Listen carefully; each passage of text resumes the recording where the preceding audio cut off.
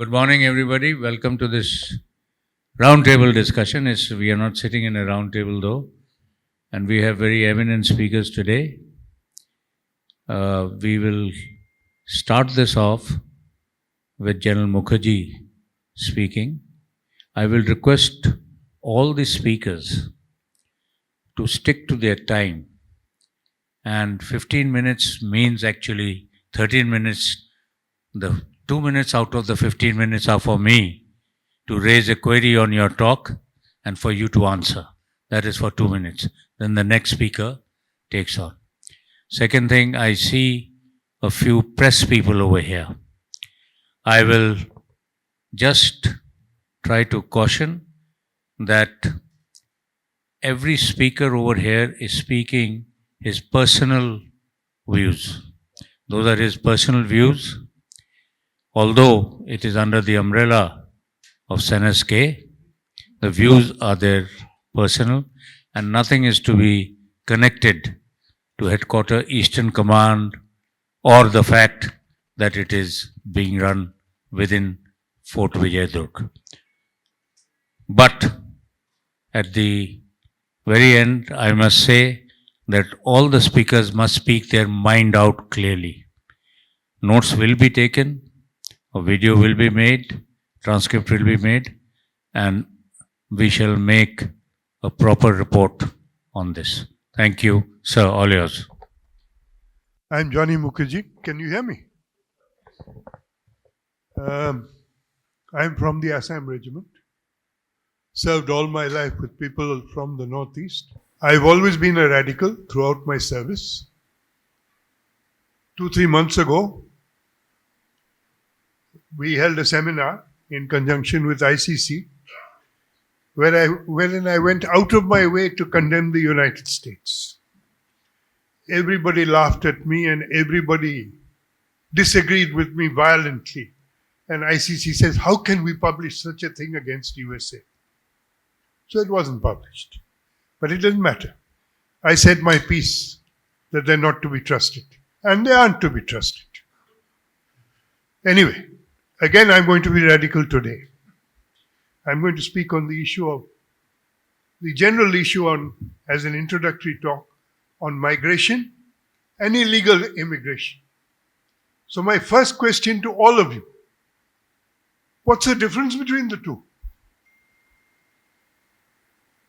Everybody in Assam says the Bangladeshi is an illegal migrant. But the fact remains, and the truth of the matter is, the so-called Assamese is also an illegal migrant at some stage or the other. So let us look firstly at history and see what is the pattern of migration into the Northeast, and not limit ourselves to Assam or Bengal.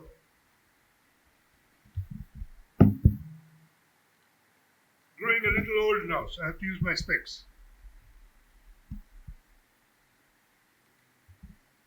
I'll start. So keep the mic close to you. The entire Northeast region, including North Bengal, covers an area of about 300,000 square kilometers, consisting of 8 states. I happen to include North Bengal because its features are the same as the rest of the Northeast region. Though many people from the Northeast disagree with me on this issue. Its population now, as of now, would be somewhere in the region of 54 million. Nobody knows the exact figure because after 2011, census figures have never been published. They've been hidden deliberately. Who are the original Aborigines or the inhabitants of India's Northeast, including North Bengal? They're termed as, in anthropological terms, as ostriches. People who originally inhabited Africa, that includes the Negritos, Australia, Andaman and Nicobar, and in the Northeast region, our entire area of the people who inhabit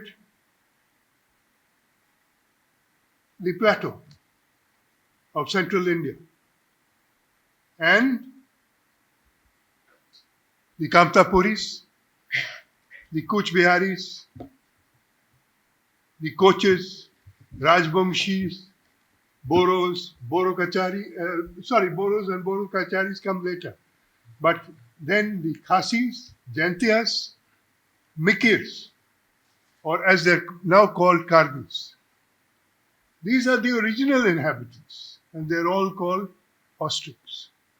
They were then pushed out by migrants, not colonizing, but migrating in the same fashion as we are accusing the Bangladeshis today. After them came a wave of Mongoloid tribes known as the Boros, the Boro Kacharis, the Masas, and so on, including from the Nepalis, who you call today the Tamangs, the Lepchas, the Bhutias, all falling within the category of the Boros and Boro Kacharis, same group of tribes. They were then pushed out later.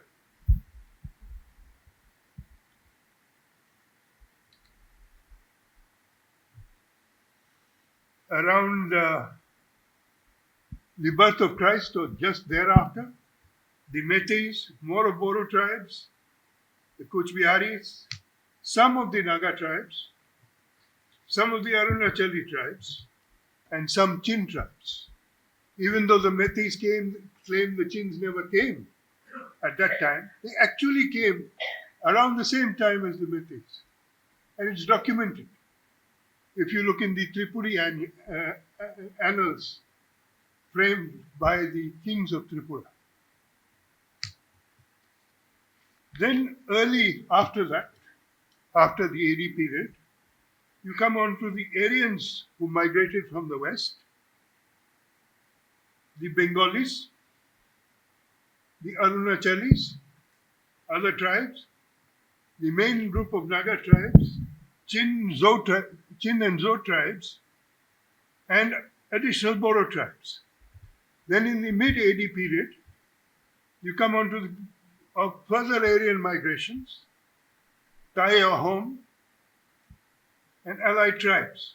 Then the Zo, Chin, balanced tribes, balanced Naga tribes, Tamil Muslims into Manipur, who had migrated through Myanmar, Turkish Muslims through Bengal, who had established the Sultanate of Bengal. And then after that,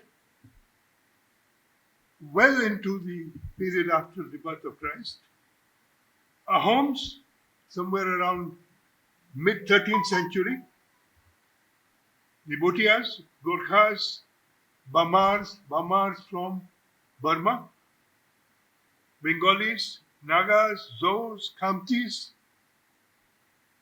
and the Mughals. The Mughals came in much later than the Turkish Muslim tribes. Not really tribes, but soldiers of the Turkish army.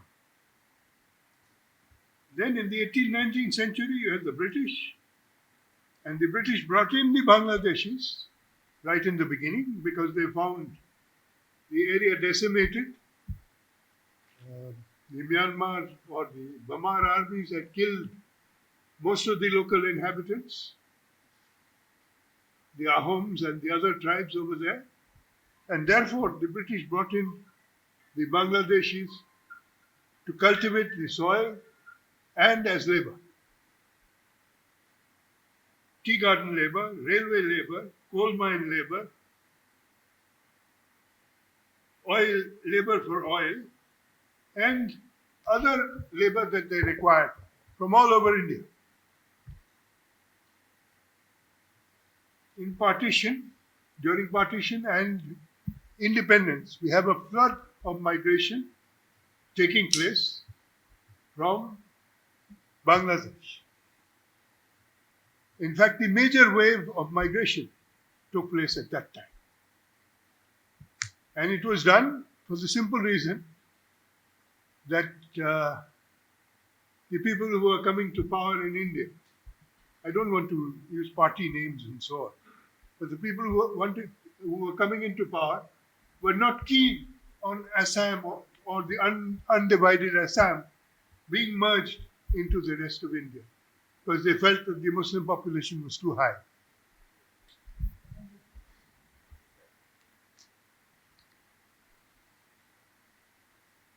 Then you have, along with this, the philosophy of Levenström,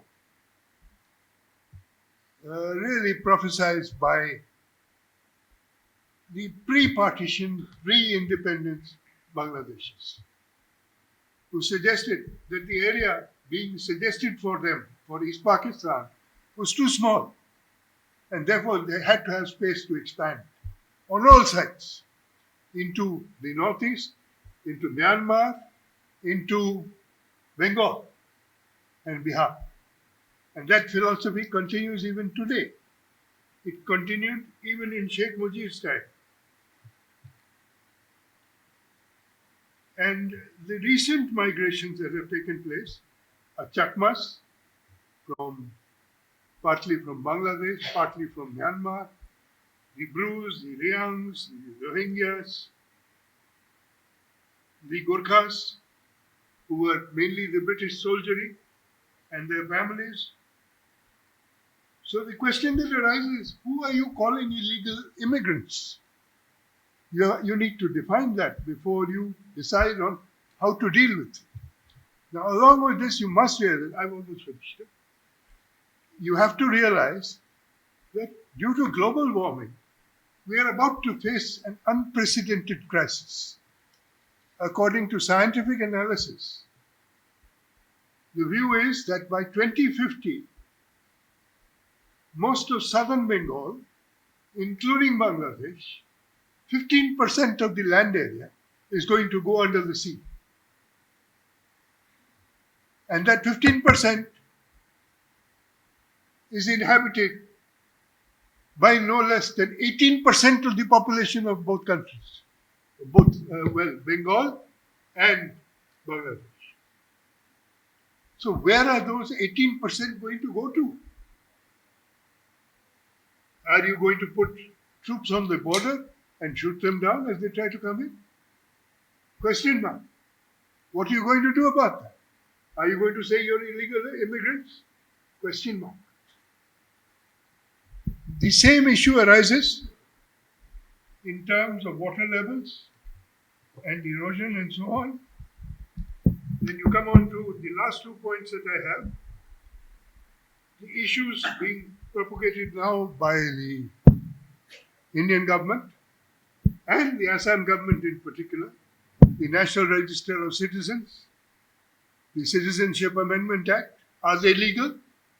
How are you going to implement? Other than by illegal methods, detention centers and deportation. Now, anybody who speaks Bengali, you're picking up, plunking them into jail and saying you're an illegal immigrant, deported. Is that the stand to take? And last thing, now all this is going to create major problems, and you will definitely have the issue of Islamic fundamentalism and insurgency arising out of that, as also possibly insurgency from other areas. The Mizos feel equally strong about the Brus, Chakmas, Rians. So do the Arunachalis from Lohit district. The Tripuras feel the same about the Bengalis. And in this case, it's Bengali Hindus. Because Tripura is majority Bengali Hindu now, whereas previously it was tribal majority. So there are a lot of issues over here. You cannot only talk about the Bangladeshi immigrant. You have to talk about the complete spectrum. Thank you. General Mukherjee, what he has brought out is that migration and demographic changes has actually been going on down the millennia. From the time of Moses with his motley follower groups, they roamed around the deserts till they finally settled somewhere. Basic cause is moving from an unproductive place to a place where there is more productivity. Now, once that concept of nation state came into being, boundaries came into being. And once the boundaries came into being, they become sacrosanct. So, General Mukherjee is very right. In some time, due to warming or due to saltification of Bangladesh, there is bound to be again a great influx of migrants. Issue is, I would like the next speakers, whenever they speak, put in one side between your 13 minutes, 1 minute, for what is the solution to the present problem. Various recommendations, solution to the present problem, because migration is a problem. You cannot provide for your own population. And when you have a further population in today's time, the resources are going to be divided. So there will be unemployment. Can we give work visas for some time to them? Do we have the capacity to give work visas and then send them back and send the next lot? Not in a country like ours, which has already surplus of labor. So I will request now the next speaker, that is Brigadier Mukherjee. He will give us an introduction to the basic issues today. Whereas General Mukherjee has kicked off the thing, he's given the various problems that has happened. And demography is not going to, demographic changes are not going to go away very soon. It's going to carry on. So just think over the solutions. Thank you. A very good morning to all present here today. I would like to first mention to all of you that this is not a sinner's cave view that we are enunciating today. I'd like to remind what the moderator, General Arun Roy, said, that this is the views expressed by the panelists attributable to them. It is not a Fort William view or a sinner's cave view. We each have our independent opinion, and that is how we'll view this thing. Now, how big and how sensitive is this problem? You heard what General Mukherjee has now said. Let me put things in context and see the ramifications of what the entire thing is about, why we are so emotional and agitated about this entire thing about illegal immigrants. The Prime Minister from the ramparts of the Red Fort talks about Ghuspetiyas destabilizing our country, encroaching on government land, stealing our benefits of the legitimate beneficiaries, and creating security hazards. The Chief Minister of Assam has been drumbeating and said that 108% Aadhaar cards are available to 100% of the population, and that there have been demographic shifts which are destabilizing huge districts. All TV channels over a period of time, if you notice, are talking about this illegal immigrants of Bengali speaking individuals of one particular community being picked up across from BJP ruled states and deported. And there is a cacophony of sounds on these TV channels which are further creating emotional upheavals within the citizenry and also agitating the minds of the common citizen. Now, no one really understands the enormity of the problem. Wild statistics are being stated by political parties and even reputed analysts who write for columns in pan-India figures are quoting figures of illegal immigrants from 1.5 crores to 4 crores. There was an article I read which says that if you take the illegal immigrants right from partition days, people who don't have documentation and are not actually the citizens of this country who are allowed to vote, figure would reach 8 crores and beyond. And of all this, suddenly, there is this lady we came across the other day, Madam Sayyida Hamid, erstwhile member of the Planning Commission and a Gandhi loyalist. She turned around and said that this land belongs to the planet belongs to all human beings.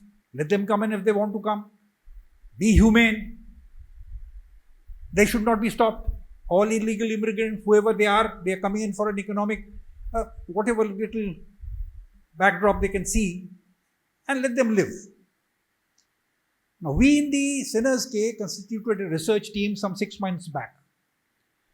And thereafter, we tried and figured out as to what this problem is all about by visiting all the portals of the government agencies. We looked through and trawled all the Rajya Sabha and the Lok Sabha proceedings where question and answer figures on illegal immigrants talked about. We pored over dozens of podcasts where eminent analysts and people with domain knowledge of the subject spoke ad nauseum about this problem. We pored over hundreds of articles, visited the ChatGPT, we visited Gemini, but we were never closer to the figure or statistics of this problem. As the team leader of this research organization for this particular thing, we then conceived the abstract or the concept note that has been circulated to all the panelists. And today we have a set of panelists who have tremendous domain knowledge on this subject, and they will be speaking on many of these issues. Obviously, there will be repetitions, but repetitions will emphasize the issues involved. If 4 speakers talk about the same thing, then therefore the emphasis is on that issue itself. Now, I would like to sort of come down immediately to the ramifications of this illegal immigration. According to the government and independent estimates, India has between 15 to 20 million illegal immigrants. And I'm being very conservative. I'm not quoting things out of context. These are all figures which have been in the public domain for some time, and people have been quoted. But these are figures which are taken by a pinch of salt at times, and at times others don't believe it at all. Now, some estimates state that the figures to be as high as 40 million. There was an article I read which said, no, the figure is double that. The largest group comes from Bangladesh, and the former Union Minister of State of Home Affairs, Kiran Rijiju, stated in 2016 on the floor of the parliament that India has over 20 million illegal Bangladeshi immigrants. So if we have to go by a bench figure, at least let's go by this figure which the parliamentarian gave on the floor of the house. At least some kind of a cohesion for all the panelists to understand. Now, other groups include Rohingya Muslims from Myanmar, Nepalese who overstay beyond their treaty limits, and smaller numbers from Afghanistan, Pakistan, and Sri Lanka. Now, to put this in perspective, if we take the lower estimate of 15 million, it is more than the entire population of countries like Greece or Zimbabwe. Now, why is this a problem, and why should we look at it as a serious problem? The Prime Minister mentioned that if a carnage like the Pahalgam incident takes place again, we will take it as an act of war. So therefore, out of this entire populace, the figures don't matter. A sleeper cell or a lone wolf commits another carnage like this anywhere in your country, he could set 2 countries at war. And you know, this war might not last the 4 days that it did last time. It might last 4 weeks, 4 months, or even 40 months. So therefore, the enormity of the problem must be understood, that it is not the question of only illegal immigrants who come in looking for a better economic prosperity. It is these radicals who are there also inside, from whichever places they are homing in into this country, and they can create the kind of carnage or much worse than what Pahalgam had did. And therefore, we have to look at it seriously. Now, what are the ramifications that we are talking about? Firstly, the demographic impact. Illegal immigration alters the demographic balance in sensitive regions. In Assam, the percentage of Muslims in the population increased from 24% in 1971 to 34% in the 2011 census, which General Mukherjee spoke about, largely due to illegal migration from Bangladesh. District level changes are even sharper. For example, in Assam's Dhubri district, the Muslim population is over 80% today. South Salmara, a district carved out of Dhubri, has 98.03% Muslims, and these are not all Indian Muslims.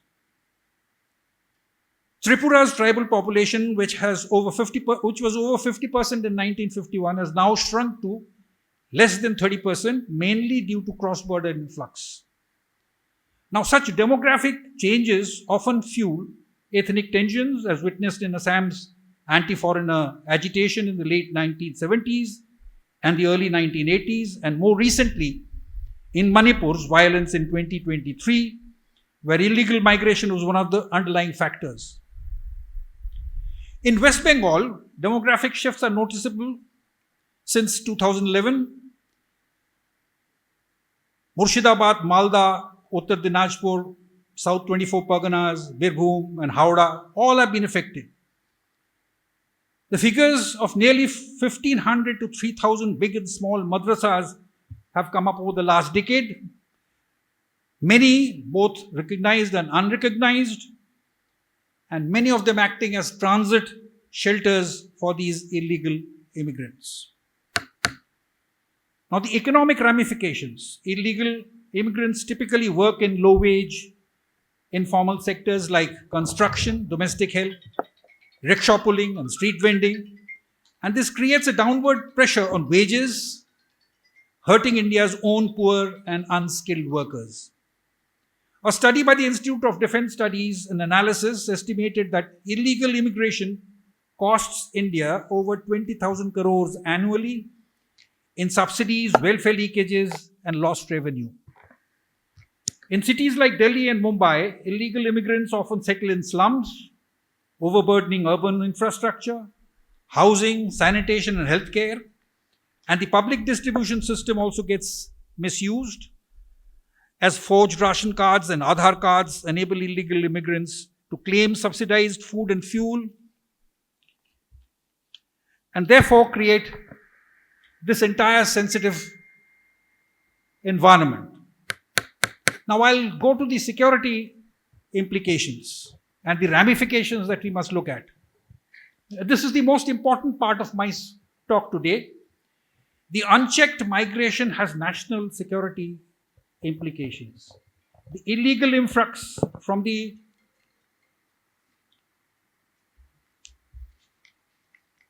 illegal influx from Bangladesh has been linked to the growth of radical groups in border areas.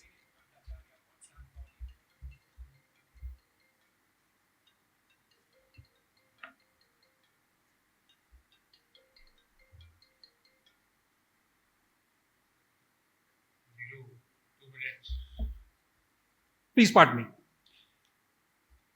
Now, the illegal influx Bangladesh has linked to the growth of radical groups in border areas.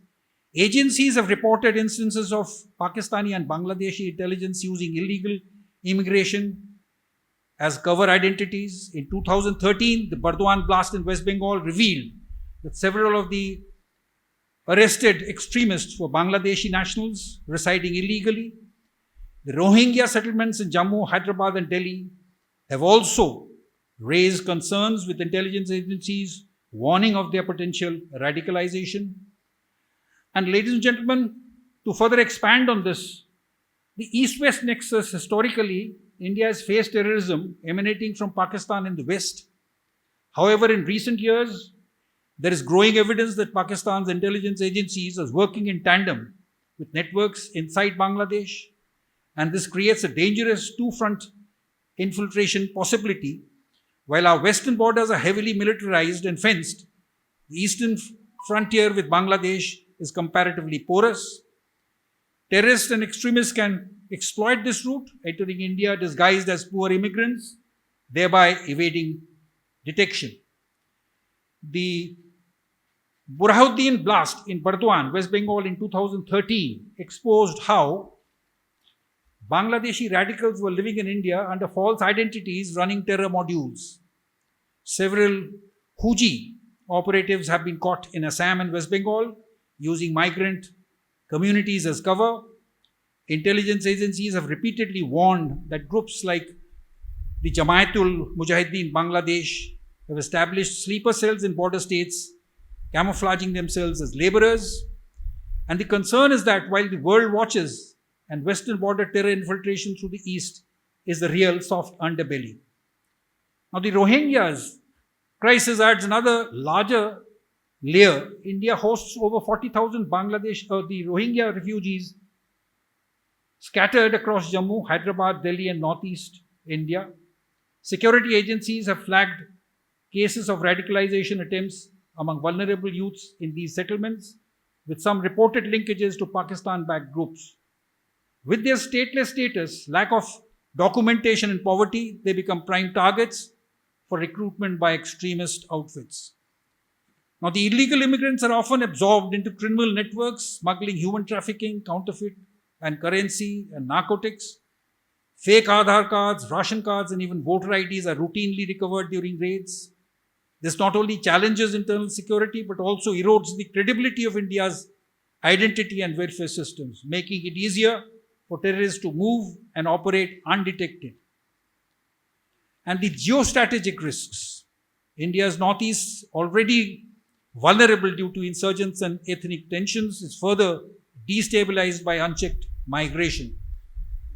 Security analysts point out that a demographic tilt in border districts can create fertile ground for cross-border influence operations, where extremists or foreign-backed extremists can exploit the population's identity insecurities. In a worst-case scenario, this could evolve into a proxy war theater where terrorists slip in as immigrants, gain local support, and destabilize the region internally.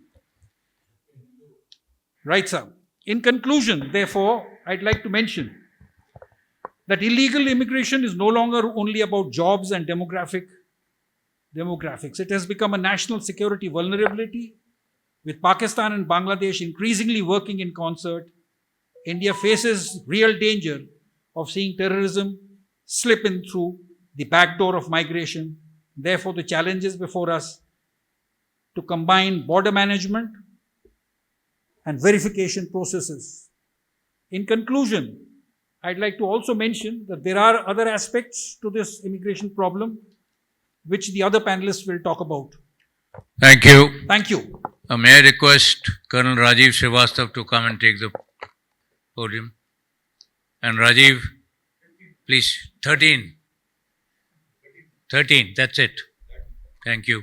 I must tell you that we are very proud of our ACM, Arup Rahal sir. He has left a legacy which was demonstrated during Operation Sindhu. 26 minutes, 9 terrorist camp, dhua dhua.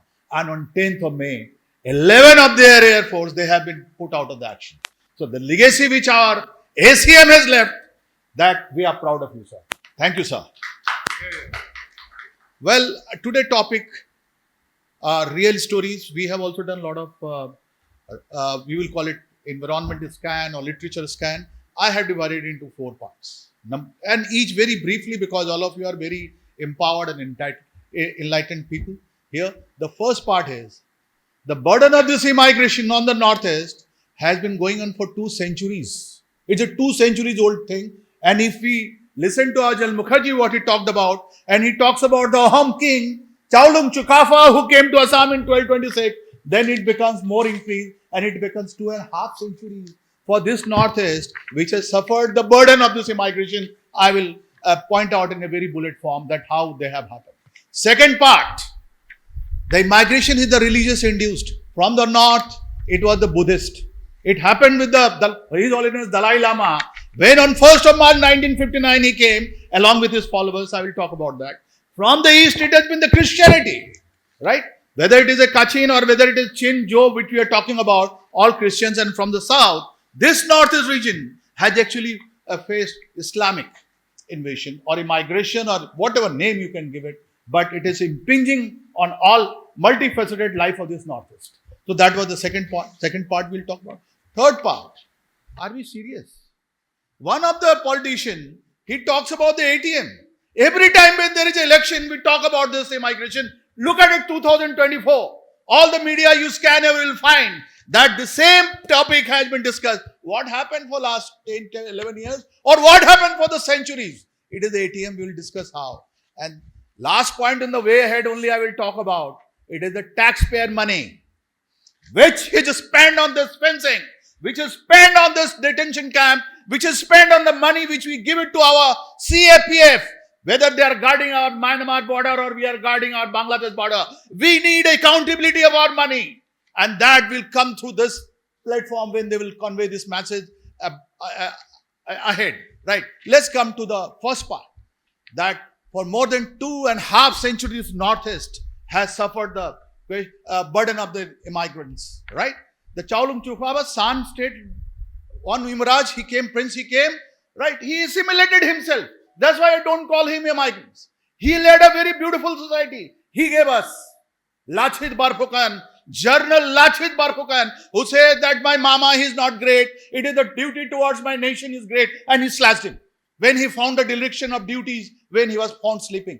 That person whom we adore, in my view, he is not an outsider. He has come and classless. But the real problem came with the Young Dabu Treaty. 1826. So 19th century, 1826, that was a war between the Britishers, East India Company and the Myanmar. And that is Myanmar ceded everything to the Britishers. Britishers initially came to the Gwalpada and they spread. And that is where you must read Maniram Dewan. On 1857, he was here in Kolkata when the mutiny broke out in the Barakpur. The first war of independence broke out in the Barakpur. He was possibly somewhere near the what we call it, Vinay Badal Dinesh Marg. It was here he was pleading because he actually taken the entire tea industries to the Britishers. He said that I am the one, and he established his own because 1833, as per the Act of the Parliament of the British, they said the East India Company will no more do the trade with the China on the tea. That is the region. And this Maniram Dewan, who was there, he established that. And what was he was hanged on 1858 because he actually led by sitting here through the Pyali Fukan or Pyali Barua, we call him, and he led a revolution against the Britishers and both of them hanged. So we have the first martyrs from our first war of independence that we require to know. It is Maniram Dewan and Pyali Fukan. We are proud of. Now after 58, when the British Crown took over, till the independence, they actually set out a lot of legislation, and that has impact till today. Now to protect their tea gardens, they initially brought the forest law, and this forest law not to protect the Jal Jamin jungle of the people, aboriginal people who are there, Motoks were there, or homes were there, but to take out their properties, pushing the people from there. So it was the forest law. And then second, they say it is not possible, then they brought the inner line permit, which still exists. If you go to the Arunachal, if you go to the Manipur, the first thing, as a stranger you go there, the first thing they show you is that inner line permit do you have. In our country, in this country, we have inner line permit, which is actually precluding, that is actually giving rise to so many things. So they brought in just to protect their own rights so that nobody should question inner line permit. The forest law, inner line permit, that is what the Britishers introduced. And then what happened? Then happened is 1888, one army officer, when he was clearing the jungles, he found the black oil, black liquid. That is the petroleum of it. That is what we call it, the oil. He said, dig boy, dig. You must go to visit the dig boy. The first and the oldest oil rig, it still exists over there. So when you see over there, it is the oil which came. So that means it added to the prosperity. The Britishers were actually expanding their tea plantation. That is, they were now having the oil, and that is where the railway come, and Margareta we have the coal. So railway came, what General Mukherjee was saying, it brought the influx of our immigrants from outside the settled.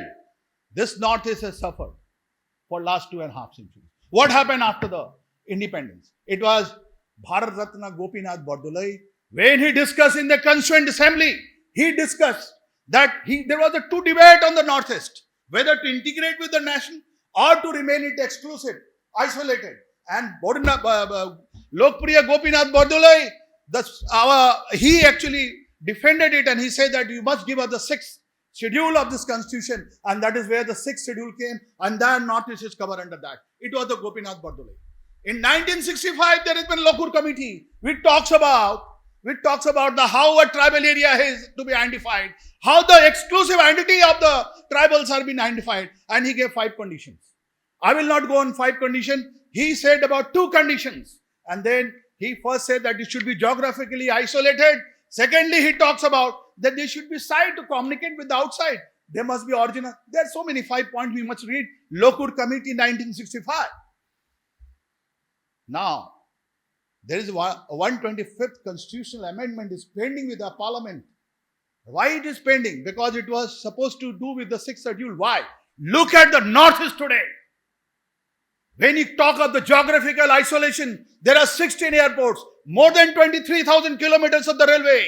The average per kilometer railway line is much higher than the country. Right? Look at the tunnels, look at the bridges over the rivers. Things have changed. When they talk of their isolation from outside world, kindly look at the IIM, look at the IITs, look at the central university, look at the research institute. They are no more. We are proud. One of our proud son of Assam is sitting here, the son of an army officer. I had the honor of interacting with his mother. We are grateful, a very noble lady. So we are proud of them. When there is an air crash in Ahmedabad, one of our girl, she also sacrificed in that day from the Manipur. When there is Operation Sindoor, we have an Air Force officer who got an award there from the Manipur. And there is another one from Major Salo or Lieutenant Colonel Salo who also got award for Operation Mahadev. Thousands of crores of taxpayer money has been sent to break this centuries-old isolation or the burden of the illegal migrants on the Northeast. And that is where we say it is time for the Northeast to give it back to us. And that is the time, that famous dictum which is saying that don't ask nation what they gave it to you. It says that what you can give it to your nation. This is what we demand. We request from our Northeast people that the things have changed very drastically in terms of our life expectancy has increased from the national average. Right? The health indicators have increased. Every parameters are going up. So that isolation of that 2.5 centuries is no more there. Northeast is signing, that is point 1. Right. Now, second point, the infiltration, the religious induced infiltration. First March, we work on the McMahon line, Sheikh McMahon line, 980 kilometers, which is with us from one tri-junction to another tri-junction, from Bhutan to the Myanmar. Same McMahon, Henry McMahon, 1939, when he said about this, when he put out that map, when he said this is the watershed principle, it was also applicable to the Myanmar. 1960, the same line hold good for the China, and they signed the border treaty with the Myanmar. What happened with us? That 1913, the Communist Party of China was not in existence. They came only in 1921. So please understand this, that 1st March 1959, when His Holiness, they came on operation of the Chinese Communist Party to the Tawang, initially brought 30,000, swelled to 79,000. Today it is 73,000 Tibetan people in India. And in Northeast, we have Tawang. When you go toward the Jairampur, there is another camp which is over there. But they are not refugees, they are not immigrants, they are not dependent. There are 38 rehab centers running, agri-based, handicap-based, multiple A. They are receiving money. They have the CTA, that is at Dhamsala. They are working beautifully. They are not a problem to us. It is even in the Sikkim, which our General Mukherjee said that Sikkim is the 8th state, there is no problem. 1 minute more. If I have now you know about this cookie chain, Joe, I will not talk about this. There is a concept which is going on, that is the Myanmar induced, and there will be a Christian dominated, there will be a Chin state. It is all bogus. It is basically 2 things. Either they are going to threaten the Chinese power energy line which is passing through the Myanmar, or they are protecting it, either of the way. But these Chin people have a role to play in the Chinese. I will leave it to you because all of you are empowered, entitled people. That is the second. And third, that Assam has shown what the political parties have learnt it. 1979, that Udalguri election, they found that abnormality and their agitation was launched. 1985, the mighty Hiteshwar Shaikia, one of the best chief ministers we have. There are so many, all the people were the good Everybody is good, right from Lokpriya Gopinath Bardoli downwards.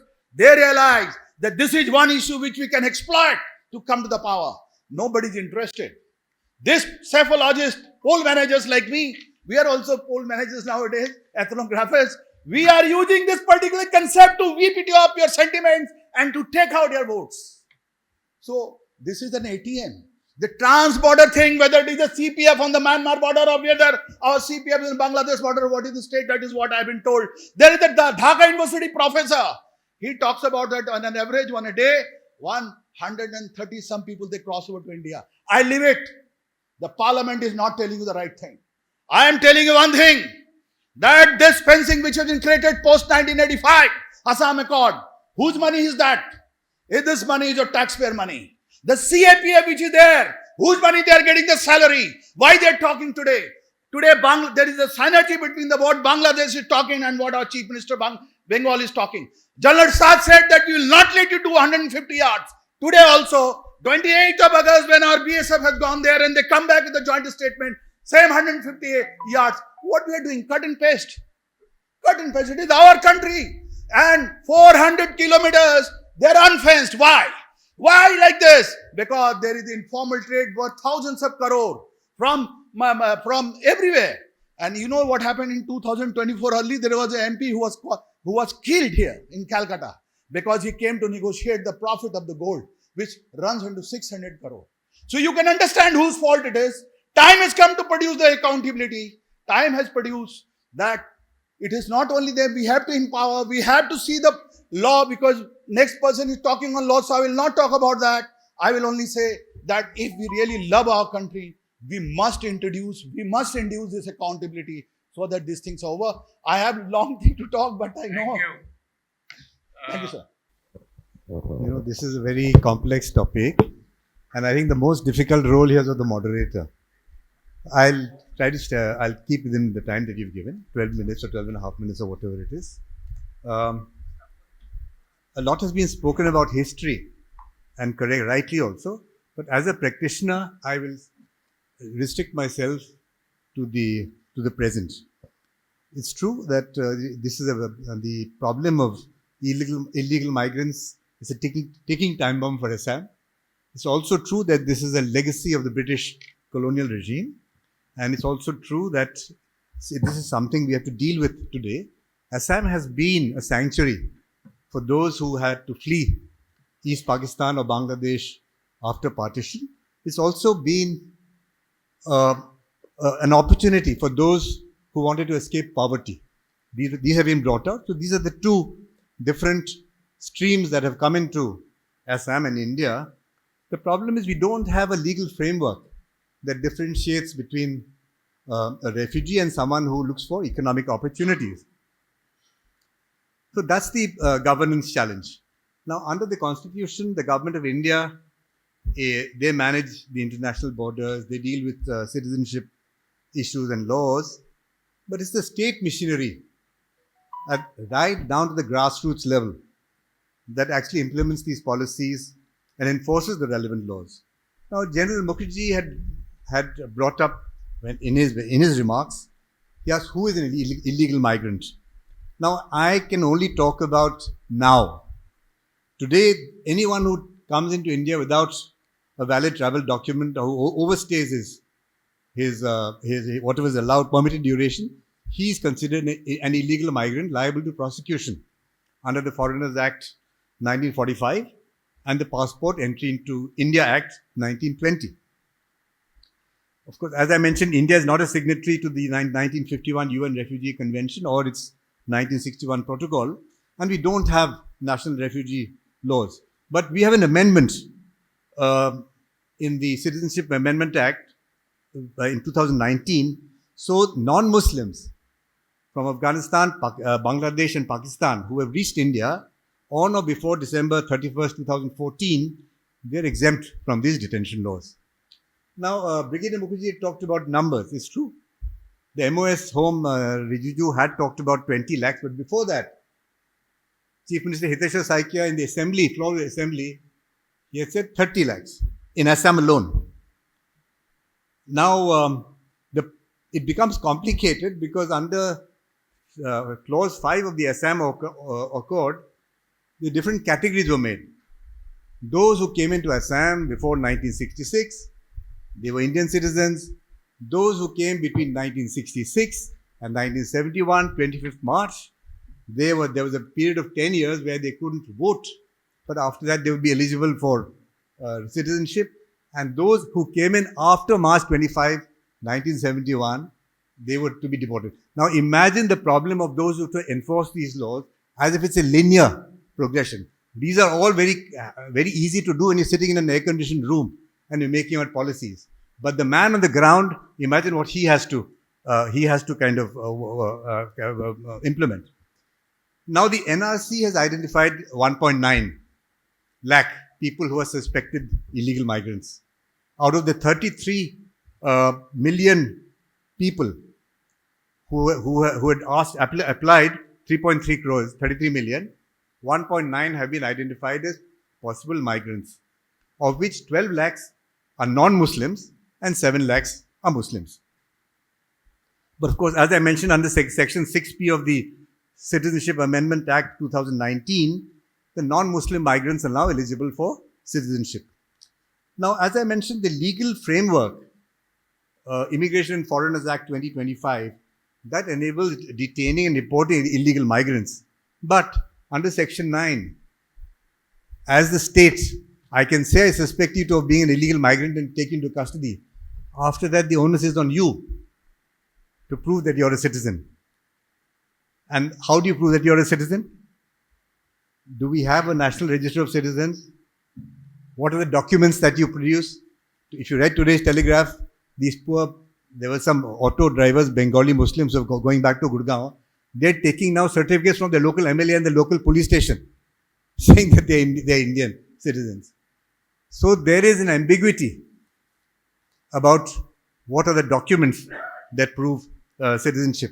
Of course, Section 14A of the India Citizenship Amendment Act 2003, that mandates registration of all Indian citizens, issues of national identity cards. But when that's going to happen is a question mark. At present, there's a lack of clarity with regard to documents. Now, the NRC was supposed, for Assam, it carried out under the Supreme Court's direction and supervision. The draft was brought out in 2019. In fact, on the same day, August 31st, 2019. But it has not been notified. And now, a few days ago, August 22nd, a writ was filed in the Supreme Court saying that there has to be a time-bound re-verification. The Assam government has also said that this is not acceptable because many indigenous, to use General Mukherjee, indigenous people have been left out, a lot of foreigners have been included. So and of course the ASU has said that it completely understates the number of illegal migrants. So it's a bit of a mess. Now, General Roy had said to talk about solutions, and that's way above the pay grade of all of us sitting over here. But let me try to bring up some issues that you may like to consider and like to, bring out when we talk about it. Now, we talked about documents earlier. Now, ambiguity leaves scope for harassment and corruption.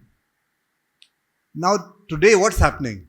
It's religion and language that is actually being used in the other states of India as a basis for identifying an illegal migrant. Now, also look at it, how many Indians do you think have passports? How many have matriculation certificates? How many have birth certificates? And leave aside people like us. Those who are marginalized, those who are in lower socio-economic groups, how many do you think they even have a birth certificate? And aside from that, there's a huge cottage industry that manufactures any certificate that you want. So the question of documents is something that should be talked about. Secondly, now political people are saying that forget it. This demographic invasion cannot be dealt within a legal framework. They are saying that it's you update the NRC, you do whatever you like. It cannot be. It cannot be. So what's the solution? Now remember that a lot of people who came post 71, we're talking now what, almost 50 years ago. They've had children. They become grandfathers. And as per the law, those who have been, correct me if I'm wrong, as I said, I'm a practitioner, I'm not a legal expert. Those who have been born after 2004, if I'm not mistaken, children born in India, of illegal migrants who have come after 71, they're not eligible for citizenship. So you have this huge group of people who are now, for practical purposes, stateless. Now, Colonel Srivastava talked about the tens of thousands of crores that have been spent on building up the fence. They talk on the BOPs of the border guarding forces. Now, the NRC exercise cost 1,600 crores. The Aadhaar cost 12,000 crores. But even these are not being accepted today as proof of citizenship. Now, this is the first issue. How do you build up a credible database? What is the national ID card that will be accepted as a proof of citizenship when you go to Bombay and the authorities there ask you to prove that you're a citizen? Now, enlisting border populations is something that has been talked about, but the entire border development fund is hardly 1,000 crores for all the borders. Secondly, we don't know enough. In Assam, we call them Mia. Any Muslim immigrant from Bangladesh, we call them Mia. We don't know who's come from Mymensingh, who has come from Sylhet. We know nothing about them. So we have to learn a little more about these people. They've been in Assam for almost 125 years now, from 1901. And we still don't know. And in the Char areas, the river and islands, they have their own world. We hardly know anything about them. So we have to get these as the first line of our defense. And when you talk about insurgency, whether it's the Alpha or the Bodo militants, how many of them were Muslims or immigrant Muslims? Yes, there will be some, but you can't stamp all of them as insurgents because a few may be... Time's up? Okay. Lastly, can Bangladesh be ignored? We keep talking that we should push them out, we should do this, we should do that. But how many cases have we referred to Bangladesh? A couple of thousand. How many have been repatriated? A couple of hundred. Now, correctly said, the intelligence in Bangladesh and government circles, they deny migration. You try to push them back, they say that they resist it. Now, we have to look at how we can make it useful and for Bangladesh to come on board. Just one case I'll give you. When I was back in Assam, a couple of fishermen had come by the river from Bangladesh to Jorhat. They had been coming for years. They had a certain skill in fishing which nobody else had. And they would come and go back. Unfortunately, that year they were caught by the SP. And she said, "What should I do, sir?" I said, "If they've been caught, you have no option. You have to follow the law." But when you talk about the Bangladesh coming and going, would making it easier, as General Roy had talked about, would some system of work permits, maybe not the same as for Nepal, would that work? Would it be easier if you make remittances? Would that be a carrot for Bangladesh? Make it easier, like you have the Indo-Nepal remittance scheme. Make it. There are 40 to 80 lakh Nepalis working in India. Are they a threat? No, they're not a threat. Then lastly, invest in Bangladesh. Why should they come here? Identify the areas from where the migrants are coming. Invest over there. Let them work. Get them employment there. That will be cheaper than building a fence or a wall. Now, India's approach to those who have sought shelter, whether from mentioned Tibet, Sri Lanka, Afghanistan, or Myanmar, has been a mixture of pragmatism and compassion. Hopefully, we'll find a similar solution to address the issue of Bangladeshi migrants. We have to protect our national interests, but we also have to take account of ground realities and avoid worsening relationships with Bangladesh and alienating its people. It's a very complex issue. It's not something that can be discussed in half an hour, but I have given the contrary point of view because we have to think outside the box. We can't think in a linear fashion. It's not going to work. Thank you, sir. I have a question for you. Can you hear me?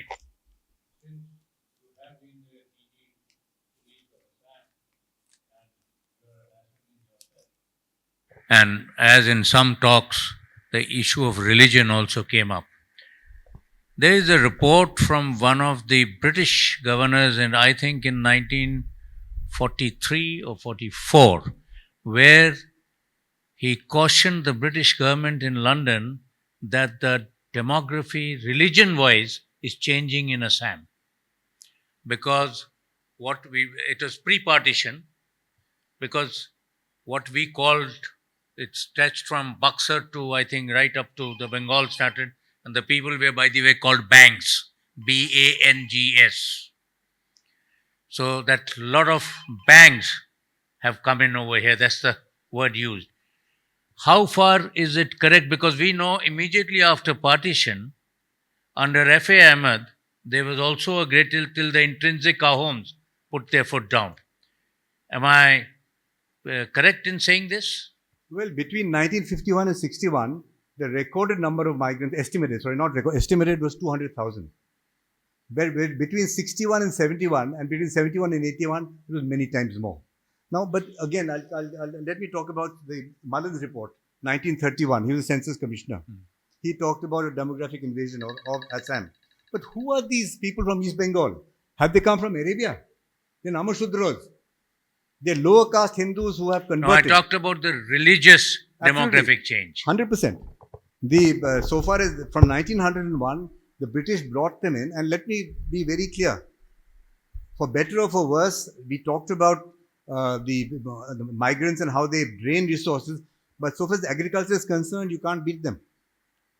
They cultivate when no Assamese, including myself, will dare to go. So I think this is as I said, you cannot think in linear terms. It is a very, very complex issue, and it's something that when you talk only about religion, they haven't come from Arabia. They're your own Namashudras who convert. Let me tell you one small story with your permission. In a court in Bangladesh, a Bangladeshi Muslim was asked, "What's your father's name?" He said, "Ahmad." "What's your grandfather's name?" He said, "Muhammad." "What's your great-grandfather's name?" He said, "How the hell should I know? He was a Hindu." It's a question in 1 century, maybe 1.5 centuries, they've converted. They are not, now they've come in and we have to protect our interests, I agree. But my question is, today you have taken the NRC estimate, you have about 7 lakhs. Let's say 7 lakh Muslims. If you're not going to consider the Hindus as Bangladeshis, fine, accept them. But these 7 lakhs Muslims, and if the ASU says there's more, what are you going to do with them? The Assam present political dispensation and the ASU are saying that they're even not accepting the Assam Accord now. So even those who have come, and earlier the Assam ASU didn't differentiate between Muslim and Hindu migrants. It has now come up. Okay, thank you. Okay. There's only one way you can solve the problem. Assimilate Bangladesh. Professor Ahmed Day. Social and political repercussions. Morning to all of you. Particularly grateful to Brigadier Niraji Mukherjee and also Colonel Sarkar for dragging me regularly into the very important programs sustained by this institute. Actually, I have a different perspective. That is, I will try to study the legislative developments in East Pakistan and how that could be crucial regarding the migration and whether there was fundamental change in that sort of developments in during the Mujib regime or in the aftermath of 1971. Recently in my drawing room, I found a very strange visitor who is very well established as an academic in Bangladesh. He did not ask me to allow me to disclose his name if I speak about him and his plight.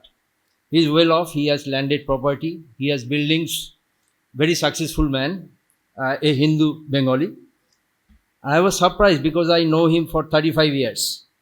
Now he came with a request. I could not discuss this over the phone. You have to help me out. You have connections here, but you also have connections in Bangladesh. You visit the country at least before the ouster of Hasina. You used to visit Bangladesh 3 times a year. You visited the countryside regularly because you have connections with the Sufis. But don't discuss this when you visit Bangladesh or with any Bangladeshi. I will be in trouble. So what's your problem? He said that I have 2 daughters. They are in India for nearly 25 years. I did not know. I know you for 35 years. Now he is requesting me to find out a suitable bridegroom for his daughters. I said, in India, I also have daughters. They generally, arrange is not organized in this way. They will find out their life partner on their own. I think my daughters will be doing that. So I am a little bit embarrassed because how can I guarantee that you will get a good bridegroom? How would I know that person would be good for your daughter or daughters? So, but I asked him that why this is the decision. I could understand that they took Indian citizenship and it was not a legal process, naturally. So they were not safe there. Though I am well off, I am powerful, I am in a good position, but they will not be safe there. This is the understanding, and he was planning all this even during the Awami League regime. So you can now ask whether things fundamentally had changed, otherwise why this person will take this decision. Another person who is a doctor living in North 24 Parganas now, since the 1980s, migrated here. He was well off, he was earning a lot, he told me, and again he asked me not to disclose his name. Hindu doctor, Bengali doctor. He said that in 1980s I was earning a lot of money in the district of Faridpur as a doctor. And it took me 15 years to come to that same amount of income in India. I had to struggle for 15 years. It was not easy. So my argument is that this is crucial. This middle class Hindus, Hindu Bengalis, when they are migrating, they are not migrating to India for better opportunities, economic opportunities, because we do not have any job to offer. Even our people are not getting jobs. So this is very important. Then why they are migrating? This is very crucial. This is a tragic story. So I am going back into this tragic story very briefly, because this will understand. But what happened in the early 1970s was that we were collaborating and connecting with our Bangladeshi counterparts. We were trying to sustain the democratic fabrics of East Pakistan. That sort of an effort, an initiative, an endeavor is lacking nowadays. We should revive that process. Otherwise, they would be in danger. Now, not that there were democratically oriented people among the intelligentsia. There were. But they had to face persecution for that. Nowadays, they are not coming up. They can be killed nowadays. Not only persecution, they can be killed. In 1996, I interviewed a very progressive intellectual of Bangladesh, Ahmad Sharif, who is famous for carrying out research on the Sufis in medieval Bengal. Ahmad Sharif says, I do not go out in public. Last time when I went out in public, near the podium, there was a bomb, and I was asked not to go out and speak freely. This is his situation. So there are many such examples, like Salam Azad spoke about immigration, Shahryar Kabir spoke about immigration, Ahmad Sharif spoke about immigration, Taslima Nasrin spoke about immigration. In Fera, you will find a very emotional portrayal of such things in a novel Fera. So nowadays people are afraid, but that is not to say that there are not people who are concerned about that. Some of my friends, my predecessors mentioned that regularly 150 people migrate. I would say no, there's a justice, Muslim justice in Dhaka. He said that every day 500 people migrate to India. Every day. And majority of them are Hindus. Muslims are migrating for one reason, for better opportunity perhaps. But Hindus, particularly the middle class, they are migrating to India for safety. So why this democratic fabric systematically collapsed in that part of the world? That's a crucial thing. If that system is not sustained, this problem cannot be solved, cannot be addressed. This is my argument.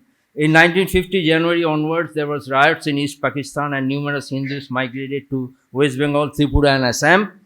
West Bengal also experienced riots. Many Muslims went from West Bengal and Assam to eastern Pakistan, remember. Then in 1951, Hindu refugees in West Bengal was 3.5 million. Nehru-Liaquat Pact was very crucial, that provided religious freedom, etc., to be ensured, property rights to be protected. But this was not followed up in eastern Pakistan. The pact could only partially restrict the flow of Hindu refugees to West Bengal. Pact enabled many Muslims to return from East Pakistan to Assam and West Bengal. This is interesting. But prevalence of this rule of law enabled India to incorporate those people who migrated from West Bengal and Assam to East Pakistan. But the reverse process could not be visible.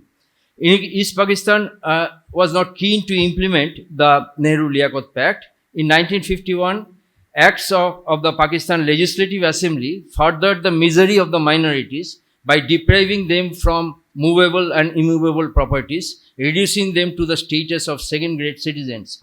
These two infamous acts were East Bengal Evacuee Property Act of 1951 and East Bengal Evacuees Act of 1951.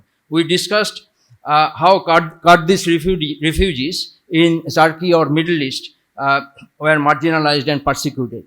But our intellectuals and politicians did not discuss the persecution of people in our neighborhood. This is a travesty, I believe. I come from a mixed background, but this is still my experience because I have first-hand experience of meeting such people on a regular basis. Only one or two intellectuals were exceptions, like you will find in the film of Gautam Ghosh, Dekha. He is highlighting this case of regular migration. Other people were more or less silent. This is a travesty. They are vocal about many things, but not about what is happening in our neighborhood. People in Bangladesh, intellectuals in Bangladesh were vocal, as I have mentioned. I have mentioned the names. Now, we are speaking about various forms of documentation of citizenship. My previous speakers have shared those views. Now, in 1952, from October, Pakistan government started this documentation of identity of citizens. They introduced passport system, and minority became further psychologically they were further challenged because of such introductions. They understood that they were the primary targets of this sort of documentation of identity of citizens. And from 1955 to 60, there had been communal riots in East Pakistan. Insecurity further increased among the minorities. In 1952 and 54, Pak Legislative Assembly further strengthened this position and passed two more infamous acts which destroyed the self-confidence of the minorities. Number one, East Bengal Prevention of Transfer of Property and Removable Documents and Records Act of 1952. Number two, East Pakistan Disturbed Persons Rehabilitation Ordinance of 1954. According to the ordinance of 1954, minorities could not sell their property, very carefully follow, without the permission of the government. So we did not have similar types of things in our part of the world. In 1954 election, there was a glimmer of hope for the minorities because it was the victory of the Jukto Front. But Jukto Front's victory was very short-lived. However, Jukto Front government was short-lived. In 1958, Ayub Khan dismissed the constitution and usurped power. Military authority dominated for 10 years. Another infamous act came, not surprisingly, 1957, Pakistan Evacuees Property Act 12 of 1957, which facilitated migration of minorities. 1959, elective body, very important. It further destroyed the democratic fabric of Eastern Pakistan. 1959, elective body disqualification order of 1959 declared that leading minority political leaders were unfit for any government position and office. Remember, these minority people in Bangladesh, they were also striving hard to sustain the democratic fabrics of East Pakistan. But now there was a serious blow to such initiatives. Such discriminatory acts accentuated migration of minorities. 1962 and 64, devastating communal riots in East Pakistan. 1964, 17 January, Sheikh Mujib came out. So there were people who were protesting against these sort of communal riots, including Sheikh Mujib. Sheikh Mujib came out with anti-riot pamphlets, but undemocratic acts would not give much room to civil society to function. 6 September 1965, Defense of Pakistan Ordinance, minority conditions further worsened. Professor Yeah, I will wind up. Then came East Pakistan Enemy Property Administration and Disposal Order of 1965. From 1961 to 65, 10 lakh refugees entered West Bengal. 1969 March, Ayub Khan resigned and Yahya Khan came to power, declared military rule. So it's a further blow. So trajectories are quite different from what was happening in West Bengal. West Bengal was democratizing, but East Pakistan or East Bengal, this is loss of democratic fabric. There was a nexus which we do not notice in Indian states. This is very crucial to understand how migration was occurring and how it was facilitated. Nexus of Western Pakistani dominating bureaucracy. I deliberately use the term dominating bureaucracy plus theologians. Theologians are controlling politics. Plus army. Army is another factor which is missing in India in political and administrative institutions. That is very important.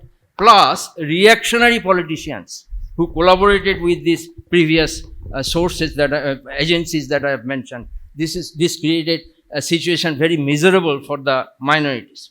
Democratic spirit is still there, but we have to reconnect to sustain such activities. Otherwise, it will be a great danger. Remember, my previous speakers have pointed out, Lieutenant General J. Mukherjee has pointed out the British attitude.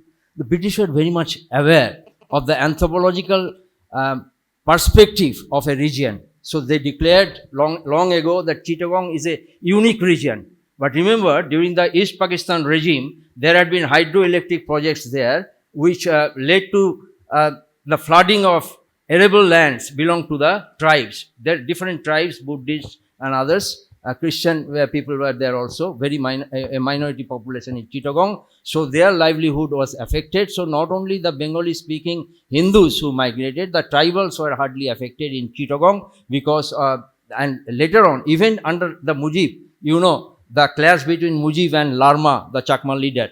So this democratic pattern continued to change. It did not merely involve the middle class, educated Hindu Bengalis, it also involved the tribal population in Chittagong. And that was a tremendous burden on the northeastern states, particularly Tripura, Assam. You can understand. So this is the way forward. There are people who are very much afraid to occupy the public space to speak in favor of democratization, and democratization process was not moving as it was expected even under the Hasina regime. So that's why we encounter people like those people whom I have not named. Thank you, Professor. Thank you. Thank you so much. At the cost of repetition, would request all the speakers henceforth to please concentrate on what is the further solution to this illegal or legal or whatever this immigration issue. Most of the audience over here I see are all educated, they know what is happening. So please don't repeat the history, just let us know what is practical, what we can do. Let's take European Union. European Union opened the borders. Open borders, anybody could go and come. But a few years back, once they had the problem of oversubscription of workload, they started sending the labor back. And they identified the labor easily and they sent them back. Why? Because each nation had a national identity card.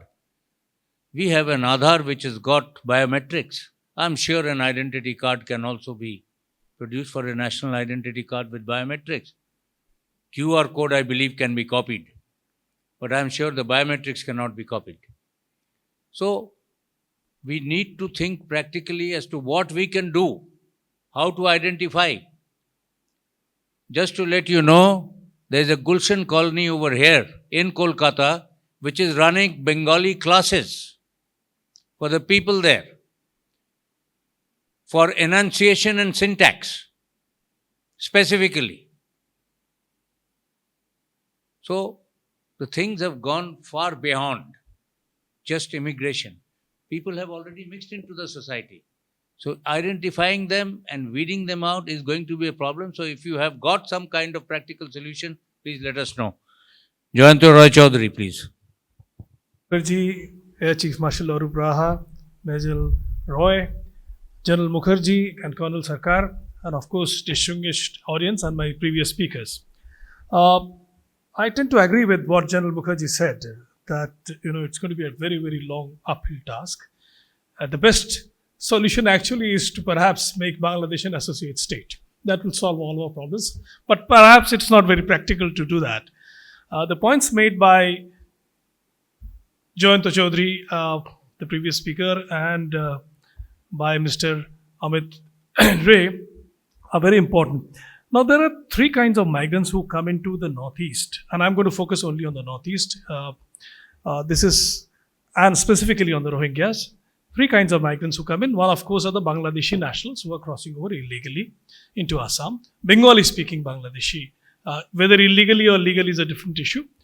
We have to understand that all those who came in prior to March 26th, 1971 are legal migrants. They are automatically entitled to citizenship of India. And to decide who came after March 26, 1971 is a very, very difficult and uphill task. You have brought in a new act which was spoken about, but nevertheless that only covers a certain part of that stream.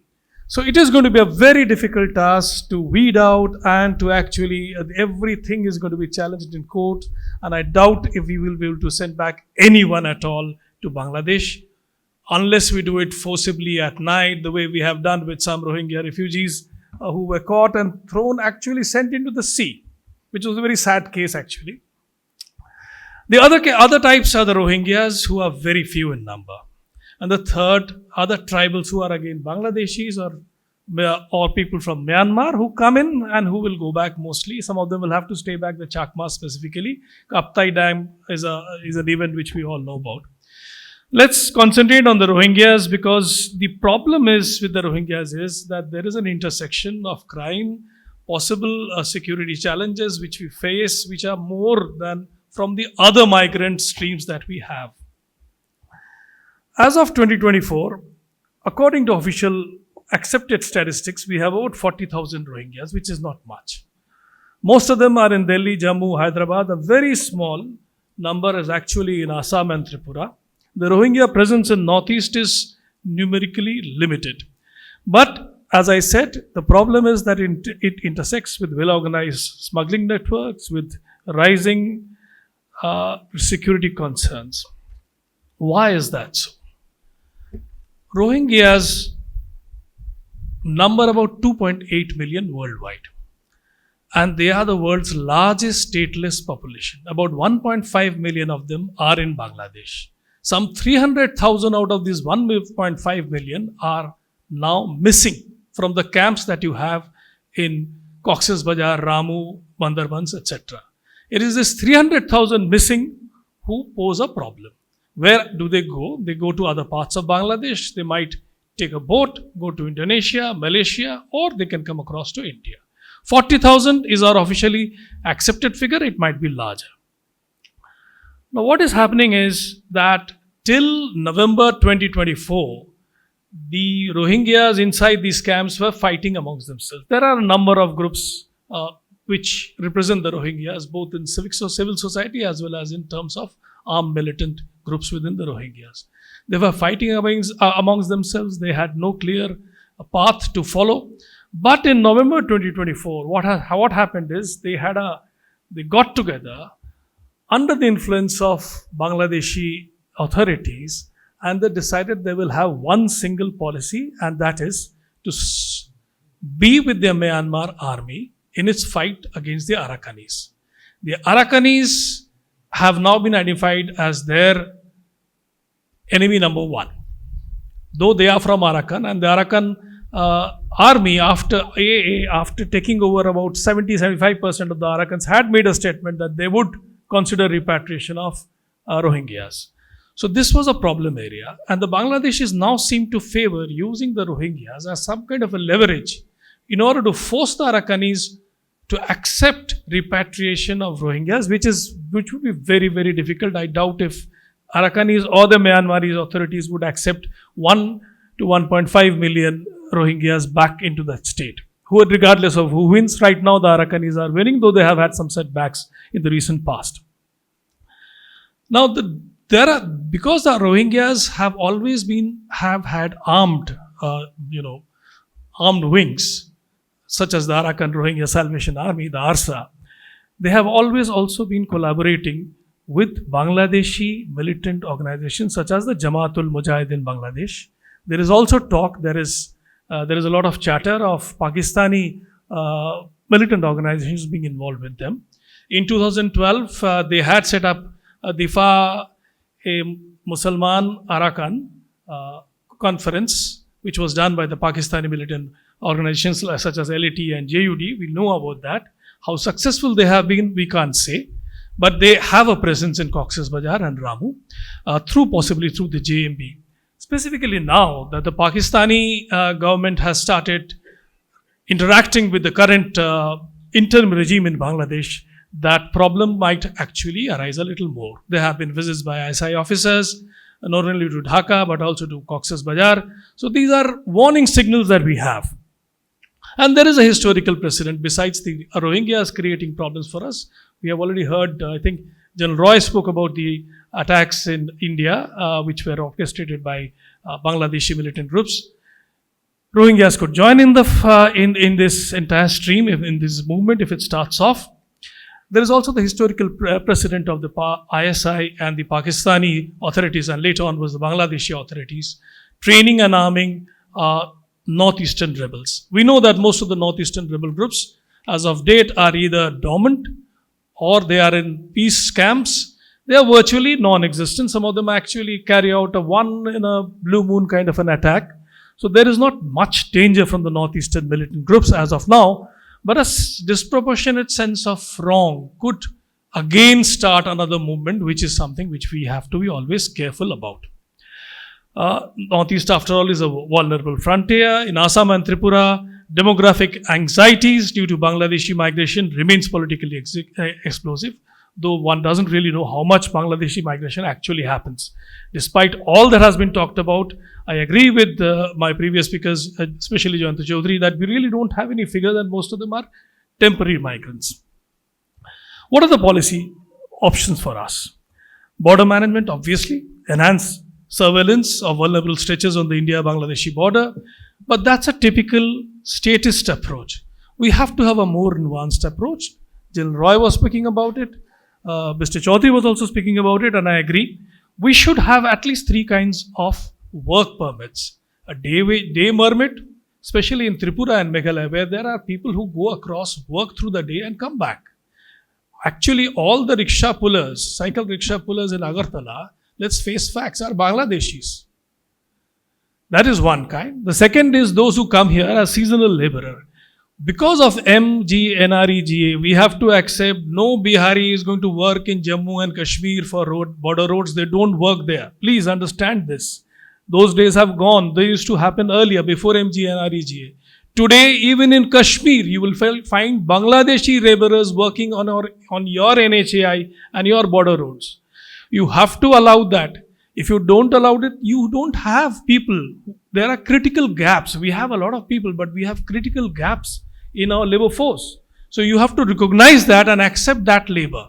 Legalize that entry. If you legalize it, then you can control it. If you do not legalize it, you will never be able to control, because they will always claim that they are Indians, and it will be extremely difficult for you to make out who is a Bangladeshi and who is an Indian. It's very, very difficult. Let me tell you a small anecdotal story here quickly. There was this Bangladeshi journalist who was posted in Delhi, and he was living in Chittaranjan Park, which is an upper class South Delhi colony. He was taking a morning walk, and there was this lady who was speaking with a Dhakaiya accent to some friend on a phone. She was discussing cookery recipes.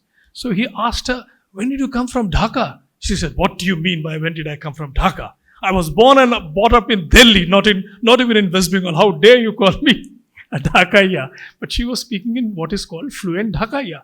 How do you then differentiate? How do you weed out? And most of us Again, most of us do not have birth certificates. So it's going to be a very, very uphill task. And we have to consider the fact that yes, Bangladesh and West Bengal is going to be inundated not today, but within the next 15 to 20 years by seawater, rising seawater, and there will be a pressure of population which will be migrating upwards into North India, into Northeast. Where and how do you handle that? If you do it, if you have plans today, then only you can do it tomorrow. You can't shoot them, you can't stop them at the border. The border, as we have fenced, is frankly speaking just a line. And that fence can be torn down any day. Most of it during the monsoon seasons is actually falls down. So we have to have a layered, extremely layered response to it. At the same time, we have to be vigilant. I spoke about that intersection between crime, between migration patterns, between groups, stateless groups such as Rohingyas, who will certainly pose a problem for us at a later stage. We have to be aware of it, and we have to have enough intelligence inputs into it, especially human intelligence inputs. I'm not going to take much more time. I can see General Roy is already looking at his watch. Thank you so much. Chair, and thanks, Jayanto, for raising the work permit issue, because that is a major area. You are right that we have to legalize. If you ensure the legal entry, then you can control it. Some of it, interestingly, parts of it has happened.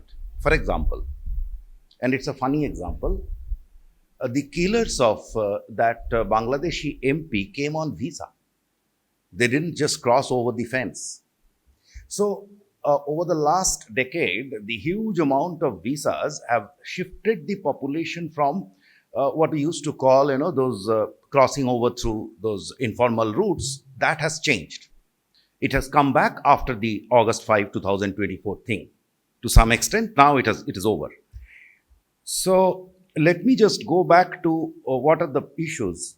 Let's not go much into the history, because I believe we have created, post-independence, we have created enough of a mess in terms of legal provisions. So, at one point of time, we have to just put a new cutoff and get out of it, because there is no another way.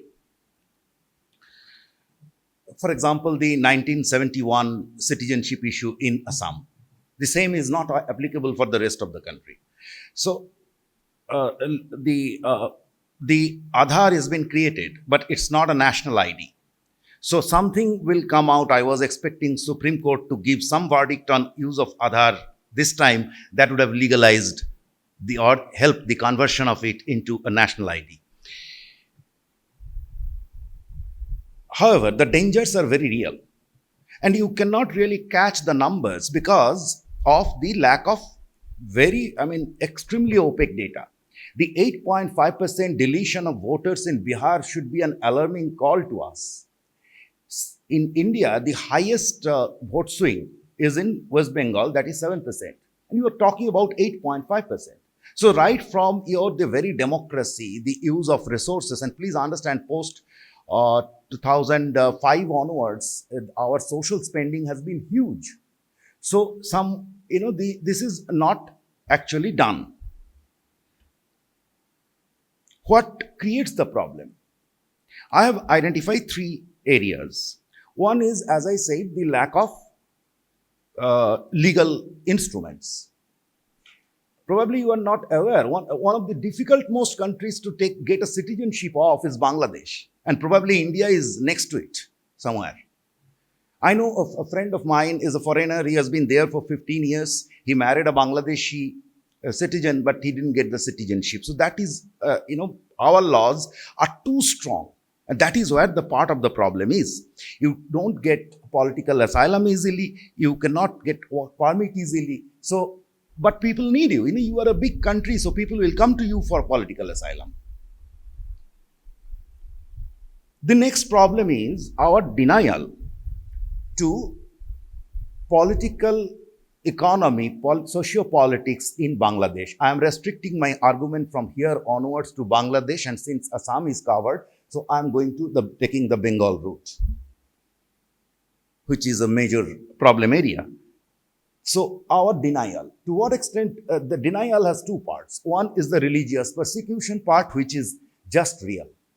And how the denial takes place? Let's go back to the 1971 treaty, India-Mujib Treaty. The treaty took place where Mujib didn't take back the refugees who have come from 1947, right? So we have denied once again. And we simply kept a blind eye to what would happen after 1971. So religious persecution is immense. Let's not get back into that. That's a matter of fact. I can tell hundreds of anecdotes, but it is not going to serve any purpose.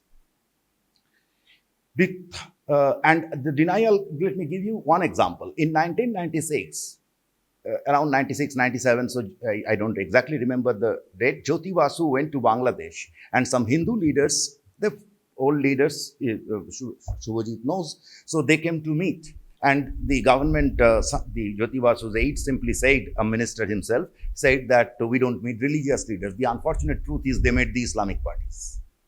So this is our denial. And then there is a congenial environment for accepting or recycling these things. How? In 1992, Jyoti Basu wrote an op-ed in Ganashakti. I understand that was his way of flagging to his own party that, this is a wrong route. He said that illegal immigration can create a problem. He mentioned Bangladesh, but he didn't mention Hindu, Muslim, etc. And then onwards, we also know that from 1977 to 1987, something big has happened. That was in 1984, Somnath Chatterjee lost to Mamata Banerjee in the Hindu refugee seat, a bastion of left in Jadavpur. That was an alarm bell to left that the old politics, they cannot survive for too long by old politics. So they need to create a vote bank. And the overall, the Afghan war, Wahhabi funding, then 1992, Babri Masjid, all created a congenial atmosphere for Muslim consolidation. And we had a minister over here, Mr. Kalimuddin Shams, who was known as the ration card for distributing ration cards and the voter cards, right? So it went on from there. Now, what is the current state of the migration? Please understand that Bangladesh has also economically grown. So it is not, this migration, whatever people are coming in, is not like those in the 1970s or 80s. They are mostly coming, these are mostly seasonal workers. And why they are not living in West Bengal? The reason is very simple. In West Bengal, if you go to North Bengal, the average farm labor price is, wage is 150 rupees for men. Whereas my friend in Karnataka is paying 700 rupees. You check any trawler, whenever some mishap happens in the sea and the fishing boat goes down, you will see Bengali laborers. Now, these Bengalis are mostly Bangladeshis. We had a huge fight in our newsroom on this illegal immigration issue between me as the bureau chief of Calcutta and the bureau chief of, another bureau chief who is actually a Malayali. They said, why are you, stopping our labor? So we need to have some kind of instrument that would legalize. Now, in the absence of that instrument, what's happening is they are having some Indian identity. And what identity is most easy to get off is Aadhaar. I can get you an Aadhaar at 500 rupees. Simple 500 rupees. In Kolkata, the nearest hub of distribution of Aadhaar, my maid came only 5 years ago.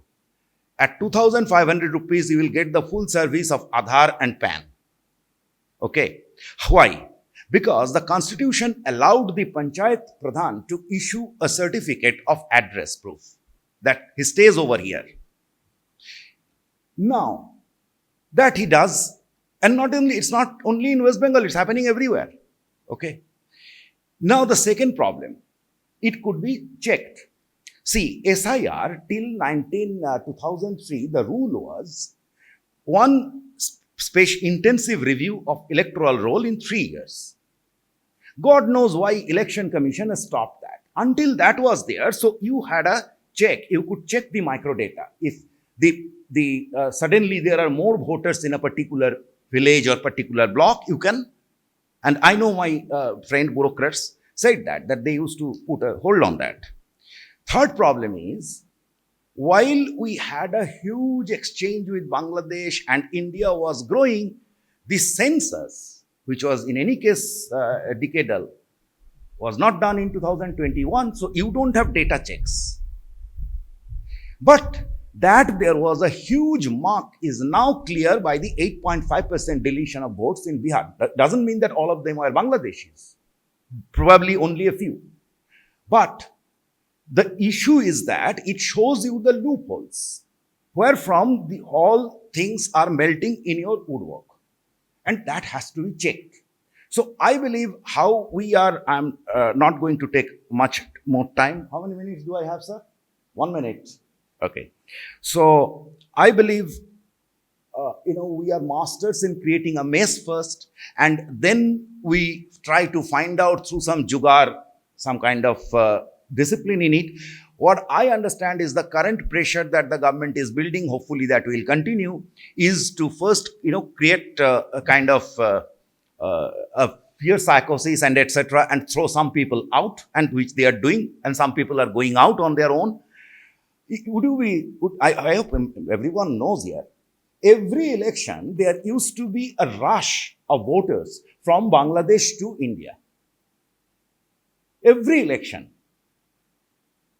In fact, in 2024 election, some 110 were caught at the Murshidabad border, and they said, "Dadader deshe vote dite jacche." So these people, a whole lot of crores of people, sir, all my friends have the Indian identity, Bangladeshi friends. Okay. So that is a reality. They use it whenever here, and one of the friend was recently caught. And this is one danger we are looking forward to, as it happened in Assam. Why Hindus were caught? The reason is, when a Hindu comes here, he considers it as its homes. And so he doesn't bother. Now, what are the proofs that the election commission has asked for? Is land document, and that is exactly what Muslims are doing. And I'm just ending with one dangerous side of the whole story. What's happening is, through this Aadhaar and all these things, they are taking Hindu names. So one day you will see suddenly, and I know we can sense, places like Bardwan, etc., if you see the land buying, so they are buying land, and one day you will see that they will say, which is legitimate, they will say that I am of that religion. So suddenly you are faced with another way. But it was growing, happening inside. Thank you, sir. Okay, thank you.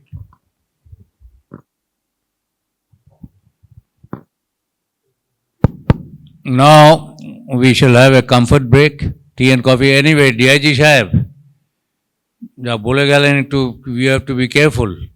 And DG Sahib also. During elections, if the figure rises, then there is a serious problem. Anyway, there is tea break now. I'm not going to eat into your coffee time. There is a choice of tea and coffee. Please come back within 15 minutes.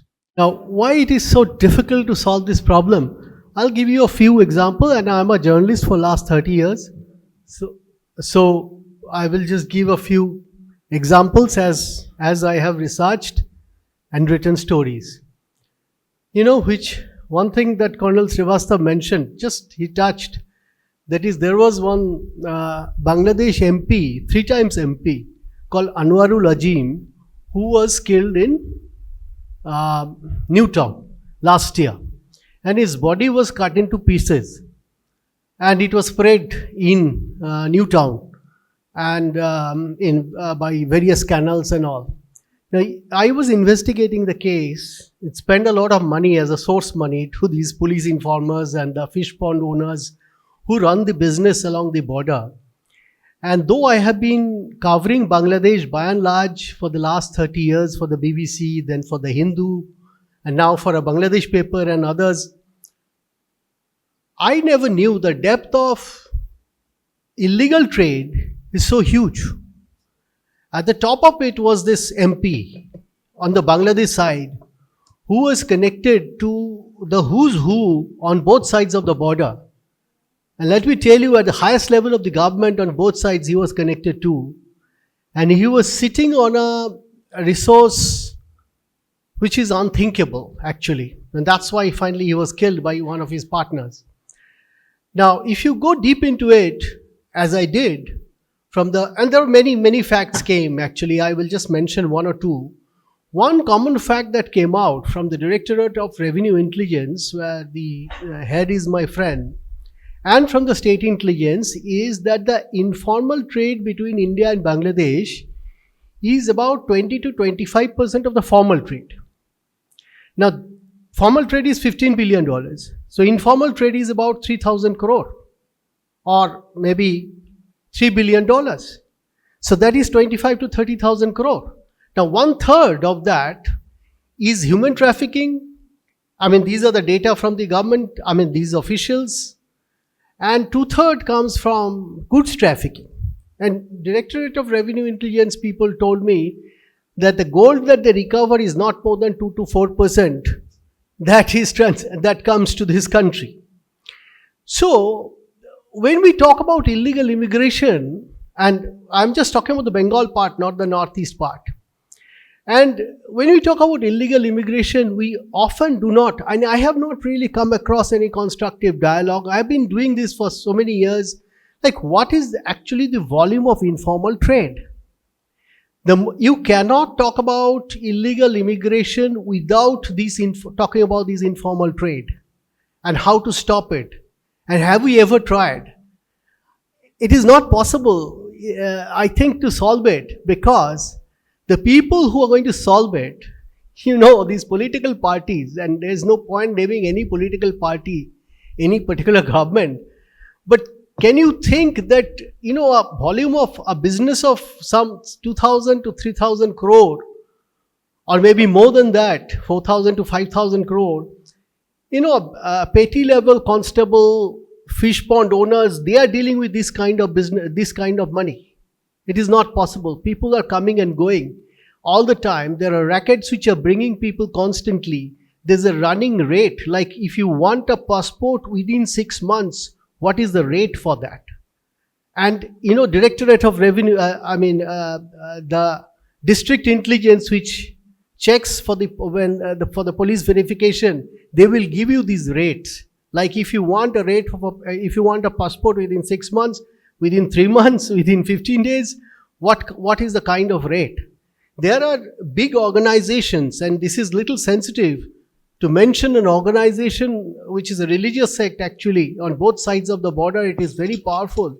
But still we have to mention, unfortunately, and I am not blaming any particular body, but the fact is that there is an organization called Motua Mahasangh. It is an enormously powerful body in North 24 Parganas, influencing about 25 to 30 seats in assembly elections, 2 to 3 Lok Sabha election seats. Now, they have a procedure when somebody comes from Bangladesh, they give a pink slip, Motua Mahasangh, which means he's a member of Motua Mahasangh. On basis of that, in 6 months' time, they get a ration card, then they get an Aadhaar card, then they get a driving license, then they get a voter ID, and then in 2 years, they get a passport, or 3 years. Now, if you want to speed it up, you of course have to pay the money. So where is one thing General Roy said, that what is the solution? I think one solution to this is first to identify this. There's a massive illegal trade going on, and people are constantly brought in, and you cannot stop this. It's been going on for the last 80 years, or even, I don't know for how long. For the last 80 years, this has been going on. And we will not be talking about this to this extent. Now we are talking about this illegal immigration. For the last 15 years, when the Army League government was there, have we been talking about it? But illegal immigration was going on then. Because there was a favorable government in Bangladesh, we were not talking about it. But suddenly we are talking about it because we are having problems. So we are talking about it. Maybe it is less right now because we have a hostile government there. But so again, when we have a favorable government, we are not going to talk about this. And I'm telling you that next year, this time also, we will not be talking about this, because now we have Assam election, now we have Bengal election, so we are talking about this. Next year, this time again, we will not be talking about this. Because the moment you talk about this, some 3,000 to 5,000 crore is at stake. That question will come. So the first thing is a policy paper. I have worked in the Maoist areas for a long time. They have partly solved this Maoist problem because they have had a strong policy paper by erstwhile, the NSG chief who was erstwhile in charge of nocturnal operations in 2015, they designed a policy paper like what is the problem and how to solve it. And over a 10 years period, they worked on it. So now they have managed to address the problem to an extent by force also, which is unfortunate. But to an extent, they managed to kind of contain the crisis. In this case, there has to be first, you have to address it, that there is a problem, and we have to solve the problem, and this is the guideline, and address the question of illegal money. Because nobody ever addresses this question of massive illegal trade that is taking place, constantly taking place, and as long as that doesn't happen, I think it is not possible. And in fact, you don't need to do much of investigation, as I realized, because if you go to the border areas and start talking to people, they will tell you who are these people who work as Mr. Ajim, who is now dead, who is working with him, who are his agents on Indian side of the border, who is Indian side people working, and how, actually they have managed to erase the border, which is very interesting. These people have managed to erase the border. So, there was a guy called Abdul Barik Biswas. Now, Abdul Barik Biswas is a very, very famous guy. He has been arrested. He lives in Usti, in South 24 Paraganas. I went to the village, Usti, to find out, to go to the house of Abdul Barik Biswas, and the police officer in charge of Usti police station told me that you have done enough, now you don't go there because after a point he will disappear. Now, this is exactly what I heard when I was a junior police reporter with Anandavasar Patrika, and there was this huge red light district in Calcutta called Sonagachi, which comes under the Bottola police station in central Calcutta, and there the police officer told me there 2 women were murdered. So I was investigating. He said, don't go too deep into it, because the turnover of your organization, which is Anandabazar, is 200 crore, and turnover of Sonagachi is 2,000 crore. So just don't go too deep into it. This is the same thing after 30-35 years I heard from the Usti police station person, that do not go to Barik's house. Barik has been arrested 3 or 4 times by central agencies and state agencies in the last 3 or 4 years. And within 72 hours, he was released. 72 hours to, I think, 100 hours he was released. Because they received phone calls from very high officers in this country that release him. Because he controls his business of gold. Earlier he was with cattle trade, which has now come down a bit. But there are other trades which are going on. And how do you address this question? I think I just leave it. I do not have an answer, of course. And do not forget, I will mention briefly one more point, that this happens every year. We come to know about it when somebody is killed or somebody is arrested, then we come to know about it. Like in 2023, a man called P.K. Haldar was arrested. Now, P.K. Haldar was he was the CEO of a Bangladesh private bank. Now, when he was arrested by ED in Ashoknagar in North 24 Paraganas, we came to know that the size of the money that he has siphoned off from Bangladesh, partly to West Bengal and partly to rest of the world, is to the tune of 10 to 15,000 crore. Now, this is in the ED charge sheet, okay. Now, he has managed to get all his family, his cook, his driver, everybody from his village to Ashoknagar. And when I went to Ashoknagar, I realized that 5% of Ashoknagar actually belongs to this man. He has bought the fish ponds, he has invested in real estate, he has invested everywhere. You go to any other house in Newtown, every third house belongs to somebody who is connected to Bangladesh. And they have their persons operating here, they pay the money and they do it. Today, after this 2024 August incident, there are hundreds of people who have come here, thousands of people who have come here. And today they are sitting here, their visa has not been extended, and they are offering 20-25 lakh. They are coming to people like us. And I often talk to our friends that they're offering this kind of money to get an Indian citizenship. So this is precisely the situation. Now, if you talk about this to our friends who are in the government, they will say, see, they are Army League people. They are Army League people. They have worked for us for the last 15 years. So what can we do with it? We cannot give them citizenship, but we also cannot throw them out. So this is another problem that we have, that it is not like China that they close all the borders. We also have to deal with Bangladesh. Like tomorrow, if Awami League again comes to power, and then after 5 years it goes away again, we have to allow these people to come into and settle in India without papers in very large numbers, because they are our people. We consider they are our people. So this has been going on for the last 15, 20 years. We all know about this. And you cannot do it. So there has to, how do you draw a policy is the question. When you draw a policy, when you draw a line, how do you deal with illegal trade? And how do you address this politico-diplomatic problem of dealing with Bangladesh? Who are our friends? How do we deal with them? They're all sitting now in West Bengal. 1 minute, Mr. Bagchi. How many of them have got papers? So we have to have a policy guideline first on this, do some survey, figure out how to solve this problem, and then I think we can take it forward. I think that is all. I just highlighted 2 problems without solution. Thank you very much. Thank you. DIG Sahib, chole asun. I am overburdened because so many facts and figures that have been brought today, somehow it is very uncomfortable. What should I take or what should I give up? My point is very simple. Before that, I want to say that I was probably destined, my professional destiny was written the day I was born. This is the 1st of December, the BSF was raised, 1965. I was born on 1st December on 1945 and joined the force on 6th,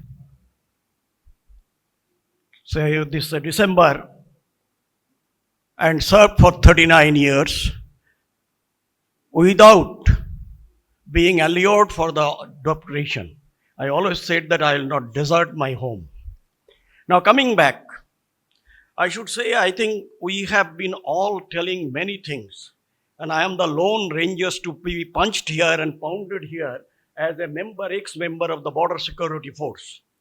My point is, gentlemen, do we know that exactly what is the task of the BSF when it was enacted in Parliament?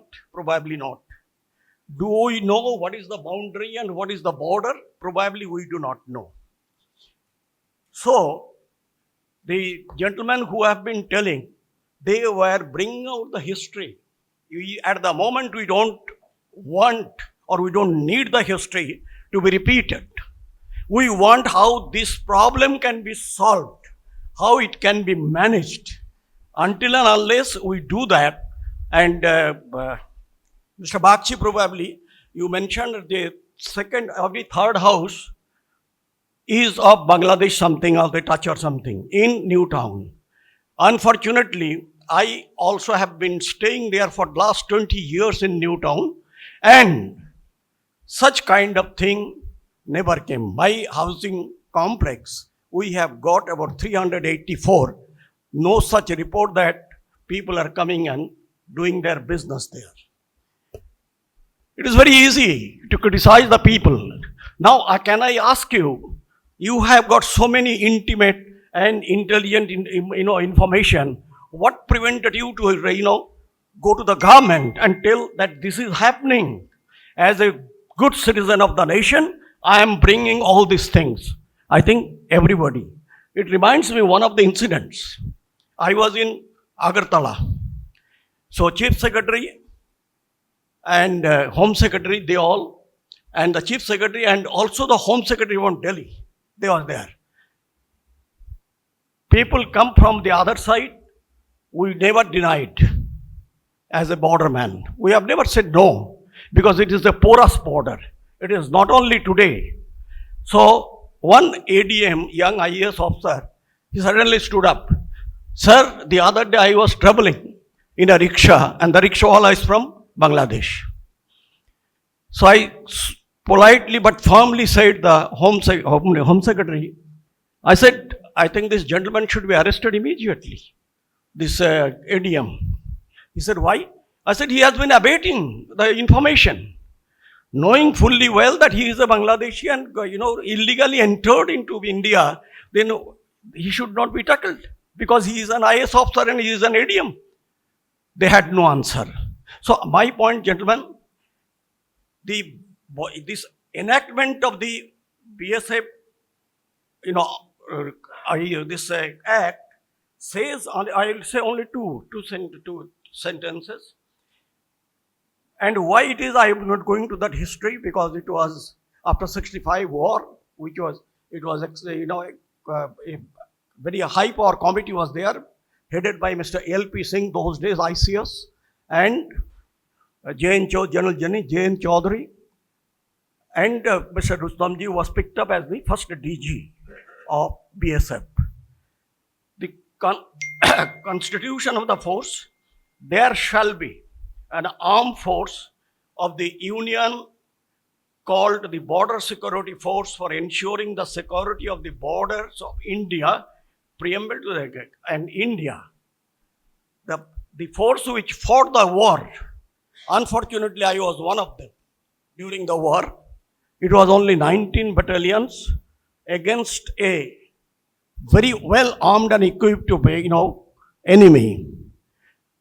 And they had, and what we had, 303 rifle, and it took all but what we did, that we wanted, and we were told, the 71 war it's a war, but it was Madam Gandhi, after the war, she said, the border security force is the first line of defense.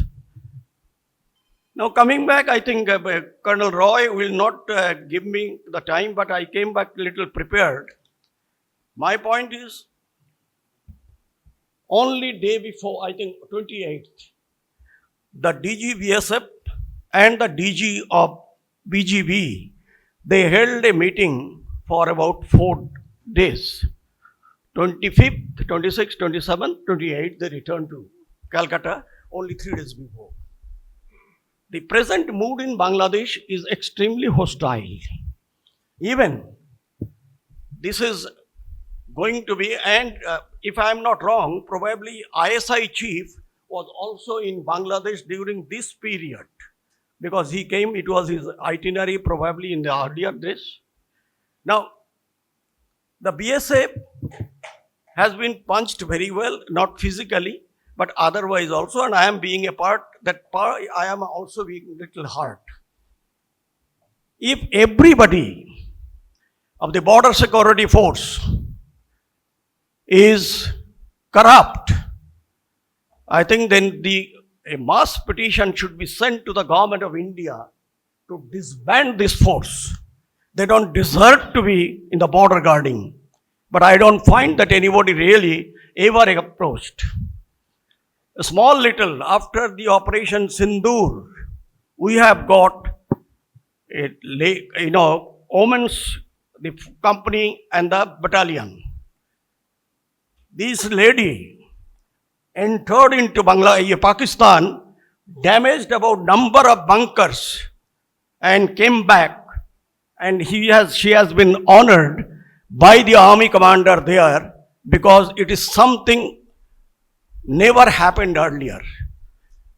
Gentlemen, please remember, you can accuse anybody, because the media has got the right. They can say anything. My point is, please go into the details. This gentleman about this, who has been, chopped into pieces, this MP from Bangladesh, he came and stayed at Shodhpur first. And he had the official and also valid travel documents from there. And he was probably in the, you must be knowing, as you said, that this I think the water body where his pieces, body of wrapped in the power, we recovered. Now, I think I'll go and chastise the ACP or the SP that what the hell you have been doing in Newtown when Bangladeshis are coming and having their places here only without being investigated. I think you have a ground to say so. Gentlemen, BSF till now somebody mentioned that 400 kilometers is still unfenced. And unfenced, we are not asking for proper fencing. The BGB at every step, they are strongly, they are,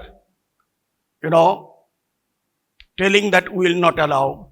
Even we have come down, that is the single wire fencing. Otherwise, this fencing concept, it came when Prafulla Mahant became the chief minister and visited my BOP Shona Hut in Dhubri. So he said that, can we have some kind of physical border? I mean physical fencing. I said it can be done, but how it will be foolproof, I do not know. The entire thing was lifted to Punjab, and Punjab, that is also not impregnable, though we have introduced much stronger fencing. And this, we have, in case if somebody has got a rubber boot, if some 2 seconds or minute or hours. Sorry. Okay, then I shorten my. না 2 মিনিটের পরে আমি 2 মিনিটের পরে বলবোই না তোমার এখানে। Now the entire border 4,151 kilometer, excluding the 90 riverine, which is from the estuary point to the first BOP, that is border outpost, is 90 kilometers. So as a result, about 1100 kilometer is the riverine, and it is somebody may mention about the Mujib Indira Pact also, and that was that anyone who has inadvertently entered into India or Bangladesh for that matter should be immediately returned to their respective country. And it was working very well. Now over the thing, I'll say that I have got something to blame on the state administration and the central administration. Reason being, when I was briefing one time, and that time Mr. Chidambaram was the Minister of Home. And he came and Mahadipur, I think the people who are there inside that side, the Mahadipur, I was briefing Mr. Chidambaram. So he said, how many people are infiltrating your area? I said, sir, we must correct our nomenclature. The infiltration, I will not agreeing the infiltrator. I am ready to agree the illegal entrant. The infiltrator is who is trained for certain sabotage the enemy country. So he said that your ratio, I said, sir, with the present state, whatever we are apprehending, their number is larger than that. So, but everybody is telling the sealing the border. I said, the border can never be sealed. It is, if the seal can be done in the post office only, that you maro thappa and you have got. Now the point is that, I'll just go through, give me 1.5 minutes. That we should have the panchayat in the bordering area to be tagged with the BSF surveillance, because we do not, our boys do not know who is, even they don't find. Everybody is putting in a lungi. So for him, everybody is a Bangladesh, everybody is in the border, So my point is, what prevents, if people with very bad record can administer, why not the panchayat should be, because they know exactly who is entering and who is from Bangladesh or who is from their area. Number two, we should have the instruments, of course, recently, what I gathered, that 5,000 body camera has been ordered, and that will probably augment this surveillance. Number three, we do not take care of the situation or the mandate that has been there, that the DM of the district, SP of the district, the customs and these officials and BSF, every 3 months they should have the meeting. And in no way these people have really honored this mandate. Next number, that the sharing of intelligence, it has never been done probably seriously. The sharing of intelligence, I'll tell you another chota sa. We all are sitting at this Agartala in the meeting. So see, somebody said, you got the information, Mr. Mitra, as the Chief Secretary. I said, sir, yes, I have got. So why did not I act? I must say, which I will act. The same intelligence has been sent by your boys, and I do not know which is correct and which is incorrect. So whom I should? Now this is a very serious, because we are we are acting against an invisible enemy.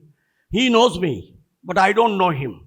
And that is the place where this white collar intelligence people should come down on the ground, and they should know exactly what is to really share or order. Need to know basis. No. We should be, I think we should have given up the British culture and all those things. We still have that kind of. No, তুমি ওখানে ঘন্টি বাজাও, আমি জানি আর 2 minute, 2 second, আমি জানি ভাই ঘন্টি বাজাও, কারণ আমরা পেছনে আসি তো আমাদের সময় পাই না। So gentlemen, though I was a little more prepared to speak, but somehow many honorable guests are still waiting. So I wish them all, and I wish everybody happy Durga Puja and best of my wishes, please. ভালো থাকুন, ভালো রাখুন, আর সবাইকে একে অপরকে সাহায্য করুন, not criticize only. Thank you everybody. Good afternoon, everybody, and thank you, the organizers, for having me here. I think this is the first female voice you're hearing after the long time. Thank you very much. I was just going through the abstract that was sent to me, and the abstract kind of says that there are a lot of problems about immigration. It says illegal immigrants in India. And as the coordinator wants us to give a solution, my first question is that, have we been able to solve global warming? Can we solve? We can't. Can we solve something that has been happening over history? Can we solve? We can try to mitigate. We can try to modulate, address. For God's sake, I don't think we can solve.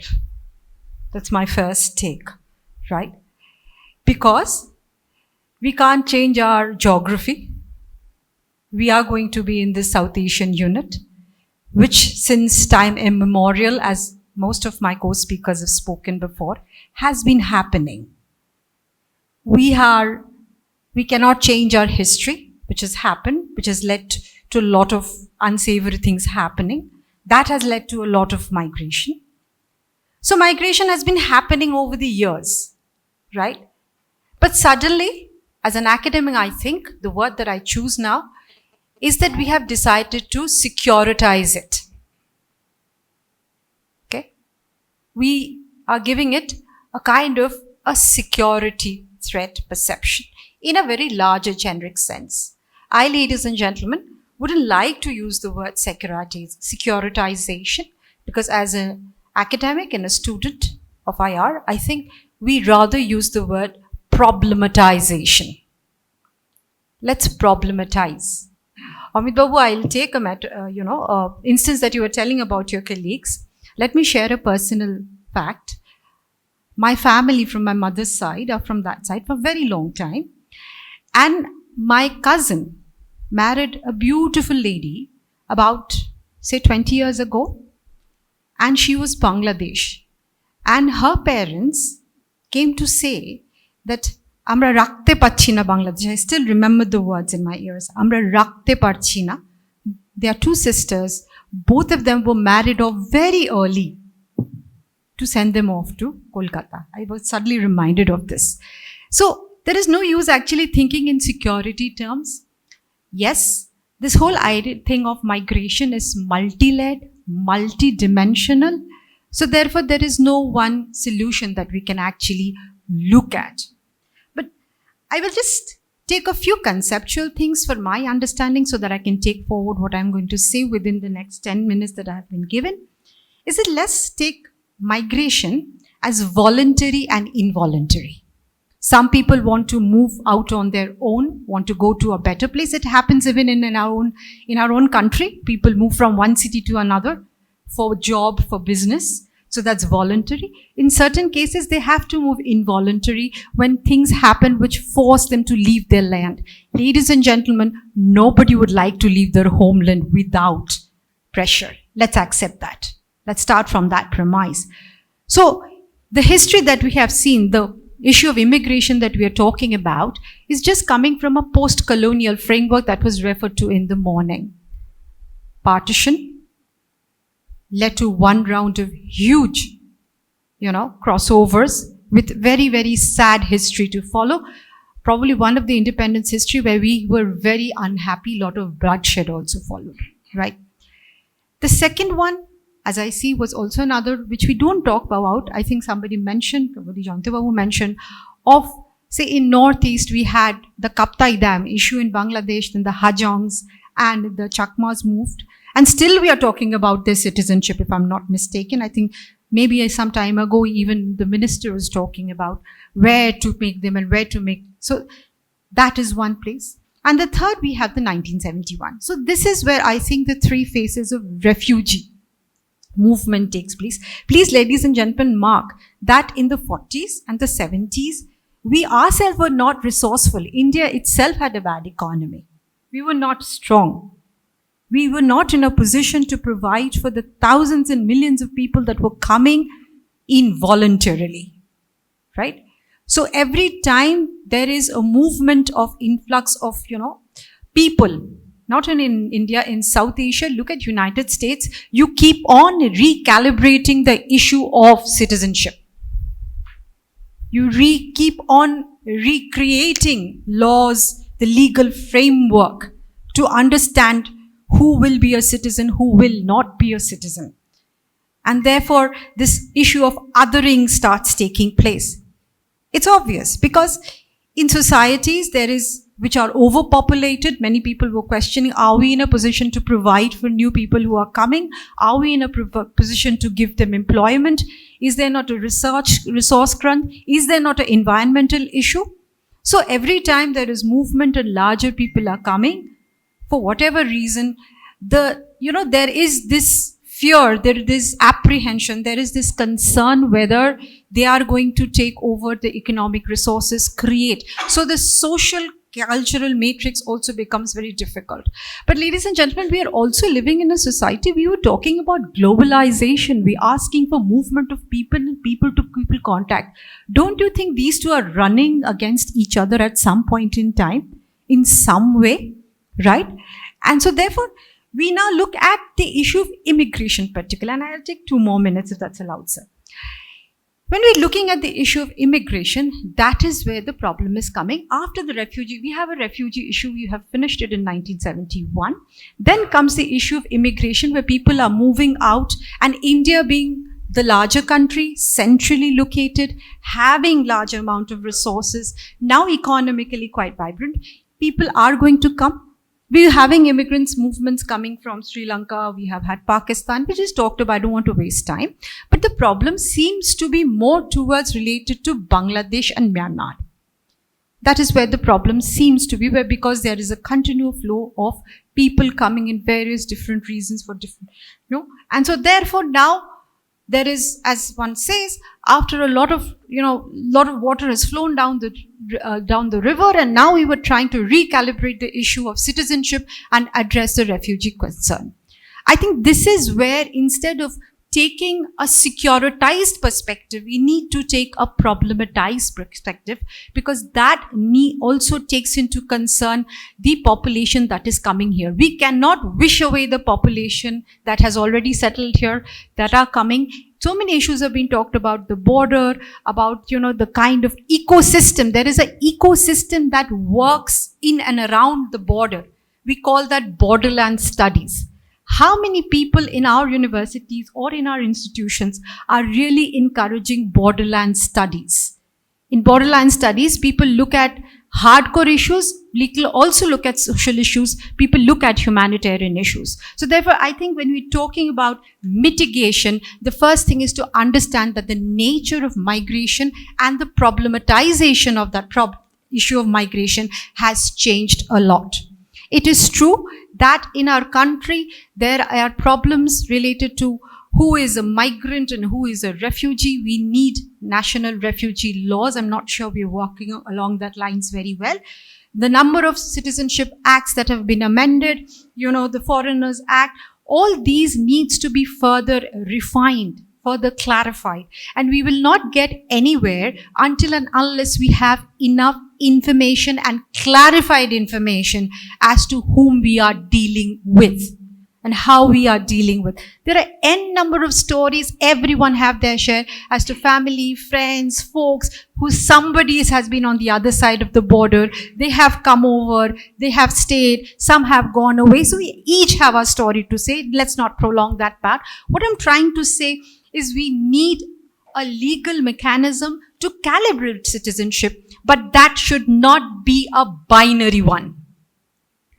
It cannot be, just bringing about we and othering kind of a mechanism, because of the kind of history that we share and the kind of, down the generations, this is usually as penetrated, as has been mentioned by our speakers here, that, what has happened, it is no longer confined to the border. People have moved into India, moved to various parts, they are staying, they're living, they're part of the system.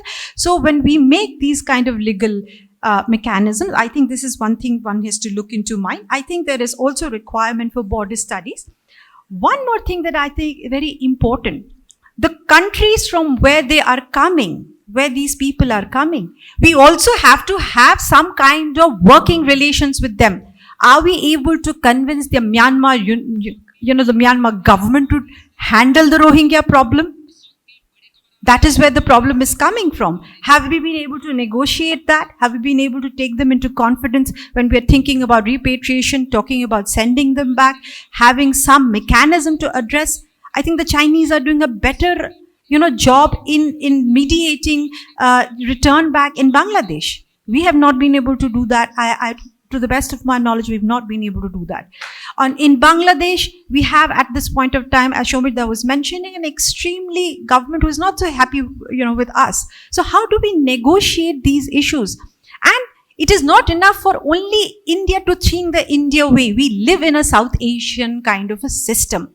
We need a mechanism that also has to take into regional dynamics. And therefore, I think, organizations like the BIMSTEC, that can also be brought into some kind of, action, so that you can create a repository of knowledge, track people. I completely agree that we need biometrics.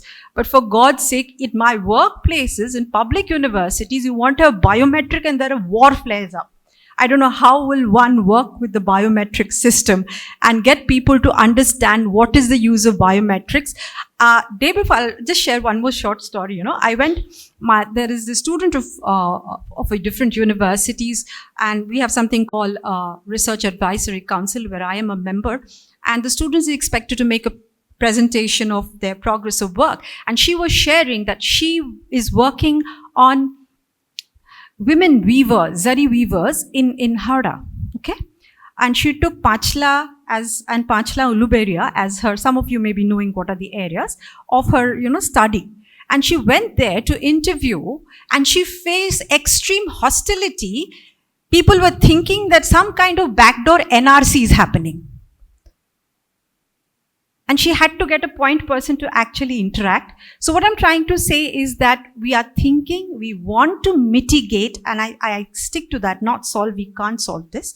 We need to mitigate, but in order to mitigate, we also need to increase the number of stakeholders who are going to be directly involved in the process. This is extremely important. Without involving the stakeholders, a top-down approach, as you one can see, is going to lead you to nowhere. So I leave you with that, and I hope for your comments. Thank you. So I thank the members of CNRSK to give me this opportunity to share my views. So I won't be giving any introductory remarks since I'll be repeating the points what already the experts have mentioned previously. So I'll just go directly to the specific recommendations regarding this. So the very first point that came to my mind while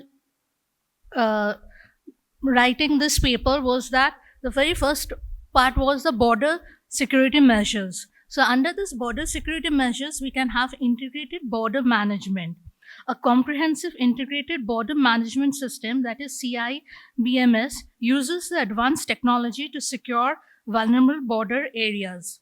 Measures include CCTV, drones, motion sensors, and AI-based facial recognition systems and thermal imaging in vulnerable areas to detect illegal crossings and monitor settlements. The second is enhanced surveillance. Border guarding forces conduct regular patrols, establish observation posts, and perform anti-tunneling exercises along the international borders. The third is strengthen border fencing. The government is working to modernize and complete the fencing of the Indo-border Bangladesh border area using the advanced material and technology. Next is the community engagements. Programs can be launched to engage with the border residents so that raising awareness and offering incentives to prevent illegal crossings. The last point over here is to address the porous borders. Beyond technology, this involves regular patrolling, laying nakas, and carrying out anti-tunneling exercises by forces like the BSF and the Assam Rifles. The second aspect is the legal and administrative responses. So over here, I have got 4 points. The first is the Citizenship Amendment Act, that is the CAA 2019. This law provides a path to the Indian citizenship for religious minorities, excluding the Muslims who fled the persecution from the Pakistan, Bangladesh, Afghanistan, and arrived in India before 2014. The second is the National Register of Citizens, that is the NRC. This initiative aims to document all legal citizens of India. In Assam, however, this process of updating the NRC was controversial and led to many individuals, particularly those of Bengali descendants, being excluded from the final list. The third is the identification and deportation. In May 2025, the Ministry of Home Affairs issued new guidelines directing states to create special task forces and holding centers to detect, identify, and deport illegal immigrants. Suspects are given 30 days to provide their citizenship. The last over here is the Supreme Court scrutiny. In August 2025, the Supreme Court asked the central government to clarify its procedures for deporting illegal immigrants, particularly those with the common language and cultural heritage shared across borders, and questioned if the border wall like a US was being considered. So the third aspect is the new initiatives. So under this in new initiatives, we can have first point we can have, that is the cracking down of the border touts. Several touts operate in the border area to prepare fake Indian identity papers for illegal entrants. It is important to identify the network of such touts involved in supplying them these fake Indian identity papers to put a stop to these activities. It is necessary to equip and train the BSF troops deployed at the crossing over through the fence gates to verify these genuineness of the Aadhaar and other documents of the people crossing through these fence gates. These actions will certainly go a long way in detecting and preventing illegal migrants from entering India. The third is the challenges in managing the border villages. Managing around 164 villages located between the fence and international border with Bangladesh is very difficult. Many of these villages and even houses located right on the border share communal infrastructure such as mosques and footpaths, which counterparts across the border. It is not possible to establish border outposts in such villages, nor is it possible to deploy a 24-hour patrols to keep continuous surveillance over residents of these villages. This vulnerability is exploited by the Bangladeshi nationals to cross over, obtain fake Indian identity papers, and merge in the population after crossing the fence.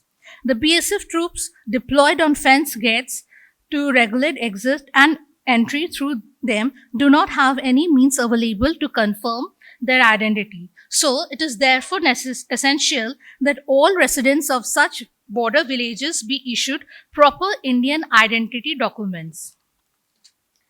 The next is that if a kind of guest worker program can be initiated. It has been suggested by some experts that creating a legal framework for a guest or a Atithi worker system, which is similar to the models in the Middle East. This could allow foreign nationals to work legally and pay taxes without being granted citizenship or access to welfare benefits intended for the citizens of India. The next is the national identity cards. There has been a proposal to create a comprehensive biometric national identity cards for all the citizens in India. All public services benefits would then be linked to these cards, preventing illegal immigrants from accessing them. Smart citizenship identity card can have the objective of introducing a digitally encrypted smart citizenship for verified Indian citizens. And it can features like embedded QR code, biometric data, and chip from instant verification. It can be linked to Aadhaar, voter card, and income tax records for integrated access. And it is a mandatory for sensitive functions such as voting, purchasing property, or accessing the government welfare programs. So what can be the impact of this facility? It will enhance the national security, curb the misuse of public services, and act as a deterrent against the identity fraud. The next is the comprehensive refugee law. Many experts have called for a clear legal distinction between refugees and economic immigrants for the enactment of a dedicated refugee policy to handle asylum seekers in the non-arbitrary manner.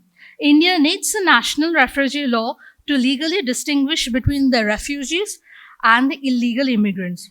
These two categories need to be dealt with differently. While the provisions of Immigration and Foreigners Act 2025 would apply in the cases of illegal immigrants, the proposed refugee law would define the rights of the refugees and outline procedures for their identification, registration, protection, and eventual repatriation or third country settlement.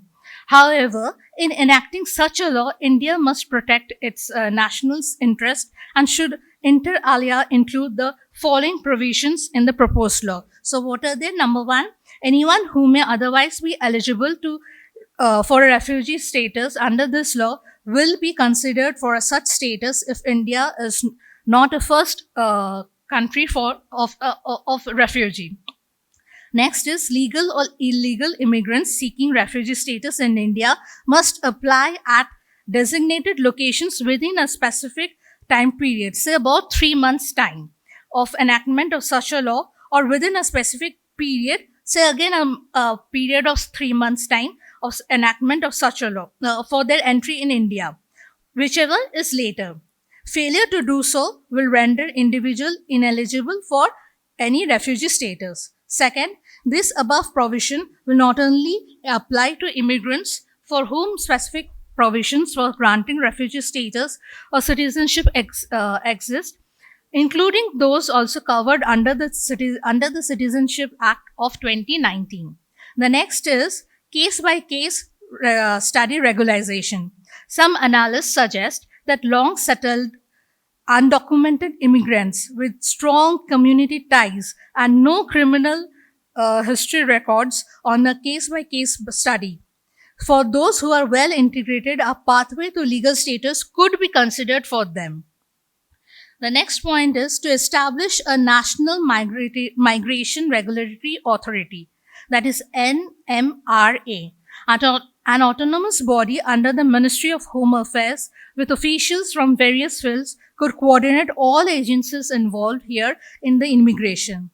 Next is the establishment of a central illegal migrant tracking system, that is IMTS, creating a national database that links biometric and digital identity data would enable a better tracking of undocumented individuals across the state. So what can be the system design for this? It can be a mobile application linked to the law enforcement and national security database.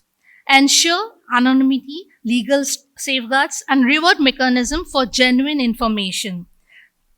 Next is tagging and timestamp features to validate reports. So what can be the impact of this? Impact would be that increase community participation, reduce intelligence gaps, and strengthen the grassroots vigilance.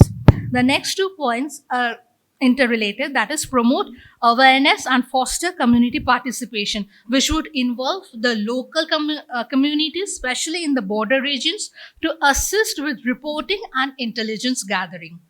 The fourth point is the use of modern technologies. Over here, the first point is the AI-based fake documentation detection. What could be the objective of this? To deploy artificial intelligence, AI, machine learning algorithms to detect forged documents such as Aadhaar cards, voter IDs, PAN cards, and ration cards. How can we do it? Through the technology application. It can be through image recognition to detect mismatch in fronts, layouts and security features, biometric duplication to identify duplicate fingerprints or iris scans, pattern analysis to flag high-risk regions or frequent forgeries attempts. What can be the impact of this? It will reduce the manual verification errors, speed up investigation, and enhance the credibility of identity document nationwide. Half a minute. So 2 minutes. So satellite imaging and geofencing for settlement monitoring. Objective of this is monitor unauthorized settlements and encroachments in border areas and urban slums using satellite surveillance and geospatial analytics. What can be the technological tools? Integrate data from ISRO and GIS platforms to detect rapid land use changes, establish geofencing alerts in high-risk zones like Assam, Tripura, and West Bengal, cross-reference land data with municipal records to detect illegal occupation or unauthorized expansion. So what can be the impact of this? Impact would be that it would enable, again, real-time visibility to emerging hotspot of illegal migration, allowing early administrative intervention. However, technology alone cannot issue an illegal migration, but when strategically integrated with policy, enforcement, and institutional cooperation, it can serve as a powerful multiplier. A technology-enabled ecosystem will not only identify and track unauthorized migrants effectively, but will also uphold the democratic values by protecting high rights of the genuine citizen and legal residents. The last point is the diplomatic engagement. Under this, we can have dialogues with other countries, the neighboring countries. We can have international collaboration and formalize bilateral agreements using platforms like BIMSTEC, and can facilitate dialogue and cooperation with the neighboring countries on issues of migration. Negotiate and enforce standardized repatriation agreements with Myanmar and Bangladesh, specifically with clear verification protocol. So the next thing that comes is that I just read out these points, but is it that easy to implement all these things? The question arises, yes, there are challenges and gaps in this current frameworks. So, what is the first challenge and gap? That is the lack of comprehensive refugee law. India is not a signatory of 1951 Refugee Convention and lacks a specific law for refugees. These leads to inconsistent ad hoc approach to where refugees are often treated as illegal immigrants under Foreigners Act. Porosity of the borders. Despite fencing, India's long and challenging border terrain, particularly with Bangladesh, makes it complete surveillance difficult. Coordination issue. There is a often fragmented coordination issue between the central and the state governments as well as various enforcement agencies. Socioeconomic impact. Illegal migration can put a strain on the public service, depress the wages, and create social tension, especially in the border states. Concerns over discrimination. What is that? Criticisms, particularly regarding the NRC and the recent enforcement actions, have raised concerns that immigration enforcement could unfairly target individuals based on their language, religion, or any other background. The last is humanitarian dilemmas. Policies must balance national security with human rights concerns, particularly for vulnerable populations like the Rohingya refugees. Thus, to conclude, addressing illegal immigration is not only about ensuring national security and protecting the borders, it is also about maintaining social harmony, promoting economic justice, and upholding constitutional values in an increasingly interconnected region. Done. Therefore, any long solution needs to strike a compromise between a realistic governance and constitutional ideals.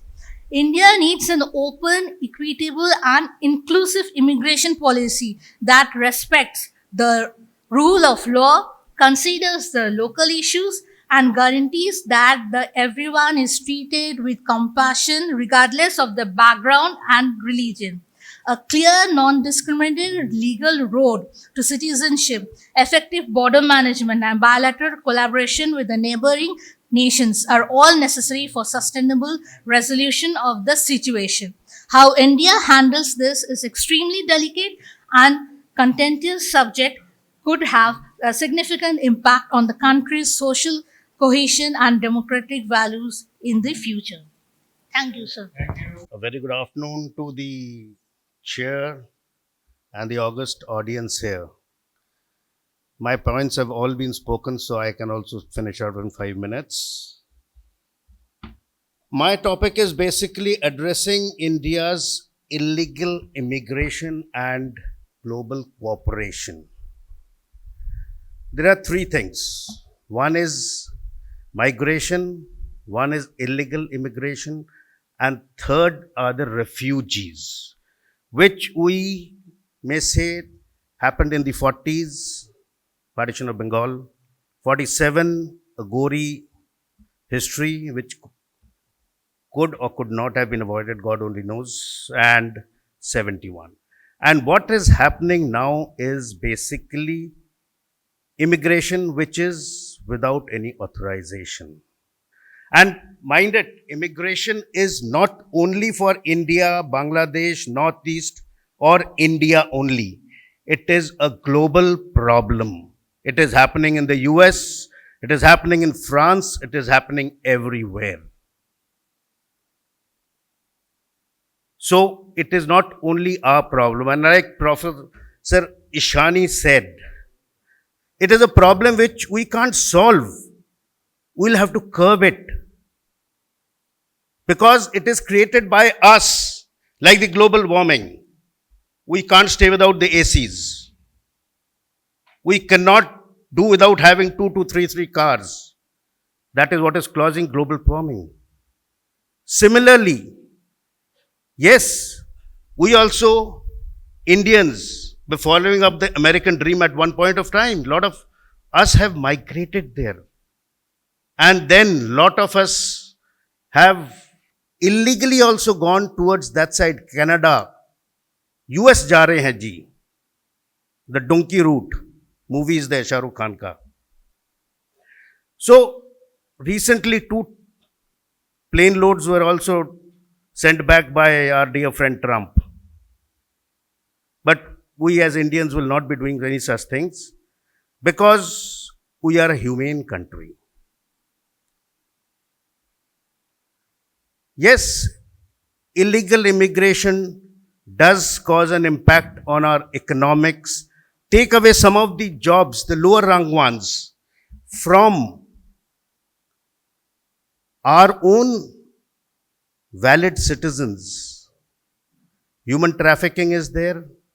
And why does it happen? It happens, like everybody has said, everybody has shared their experiences. I do not have much of experiences in these fields, and neither do I have any Bangladeshi friends, though even my ancestors were from that side, but nobody that I know of anymore.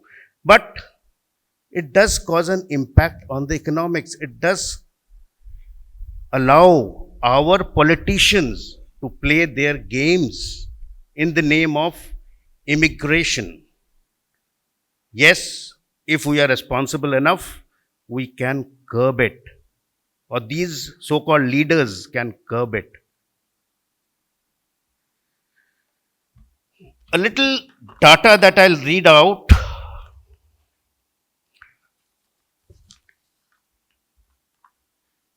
We have Bangladesh giving 68% of our illegal immigrants, Myanmar 12%, Nepal 8%, Afghanistan 5%, and others are 7%. Out of that, Assam, Tripura, and West Bengal bear the brunt because we being on the borders of Bangladesh, 65%, and they all trickle down to other states, like somebody mentioned, because West Bengal, Assam don't pay well. These people trickle down to other states toward the south, where the costs or the rates of labor are higher.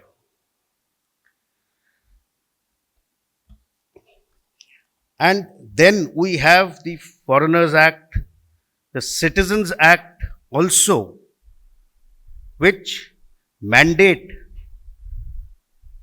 people. And when this whole thing is a problem, and why is it a problem? Because this illegal immigration is become a business for many. Like somebody mentioned, it's got a turnover much more than any of the global MNCs. So why would people want to find a solution for it? When people are making money, why would we want to find a solution? But then, yes, we have to find a solution for our own national security. And for that, we have to think with an open mind, with an humane mind. The people who have come in this side, we cannot just send them back also, but then let us try to legalize the whole thing. We have the NRC, the Citizens Amendment Act, which have been formulated, which met with lot of resistance. And let us see all these things, how it sees the day of light. There is a Foreigners Bill of the 2025 which is going to be fielded, which has taken the aspect of national security into it. And let us see also how it is passed. So, the whole thing which is there of this migration or illegal immigration, it has negative aspects also. It is not only that these people are coming in and doing labor work, they are also doing organized crimes, anti-socials. And the reason is, for these immigrations are our porous borders. I will not blame anybody, but then the people who are supposed to be looking after the internal security have to gear up their machinery, have to have systems in place to have proper data of people crossing over, so that if they come over for a certain purpose, they do not stay back. They go back after a certain time, and they do not become unauthorized citizens, I'll say, because getting an Aadhaar, voter, or a passport is the easiest thing. Money plays. So we will have to find out ways and means, like I3 brought out a lot of ways and means which can be done. But then there are challenges to it. Because the first and foremost thing is, we'll have to have a proper database of these immigrants coming across. But then, how do you do it? Like Professor Ishani said, biometrics karenge, so a big issue will come up. It is not possible. Then, why did that MP who came across get killed and cut into pieces? Because he was into that illegal business. And then we have to have coordination issues between the countries.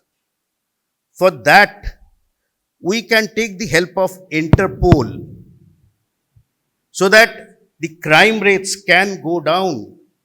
It cannot be nullified, it cannot become zero, but it can always go down. Legal steps have to be taken, legal mandates have to be created, so that things can happen. And this thing cannot happen just by our discussions. It has to happen at the topmost level between the leaders of two countries. How is China managing their immigration problems? They also must be having it. But then they have legal frameworks in place which we do not want to adopt. Not that we cannot adopt. So we will have to use our global imprint which we are trying to create by becoming the third largest economy and all that stuff thing. So that has to be put into place. We have to take advice from other countries, the European countries, the US. How are they trying to curb these things? We have to seal our borders to such an extent. The police of the border states have to have security measures, data collection measures, that people do report to them as per the frequencies that is required as per the Foreigners Act and the rules. Half a minute. Right, sir. So, we have to manage our borders. We have to patrol them, which is happening. And then we will have to also curb down heavily on this corruption of illegal immigrants that is happening. And that only can happen if we think about our country, if the leaders come down and discuss that this should be put to a stop. And that is how also the economies of the nations can grow.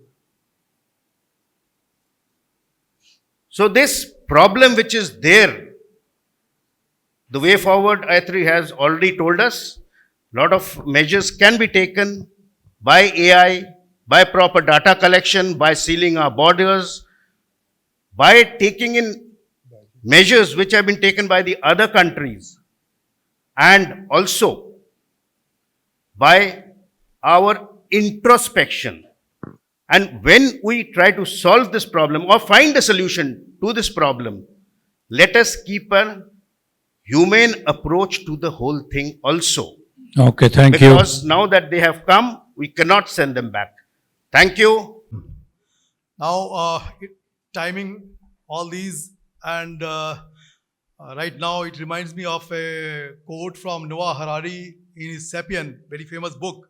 It says that human brain is 2% of the body. It consumes 25% of the energy. Now, with the intense session that already we have gone through, and I stand between the lunch and a very intellectually, otherwise also very hungry group of eminent people, audience. So I have to keep it crisp. Now, before I do that, I'll quickly tell you, I was going through this book of Kavi Guru Rabindranath Thakur, Protest Sanchoy, and it gives a very important aspect. He says, I translate here, try and translate. He says, we are a bunch of lazy and incapable people as an Indian facing reality, incapable of facing reality, entangle ourselves from head to toe with self-created bindings so much that we consider this as a truth. The situation that we entangle ourselves, we consider that as a truth. And he says, when it is time to face the truth, we create another shrouds and waves of theory and emotions and evade the real task. Now, why I am saying this? I hope we don't do it again and again and again and now. Well, we have spoken about China, we have spoken about European Union, we are talking about we should take some model. I ask, China is 94% Han Chinese. They have got a very clear demarcation who are immigrants or migrants or illegals. They will just simply short them out.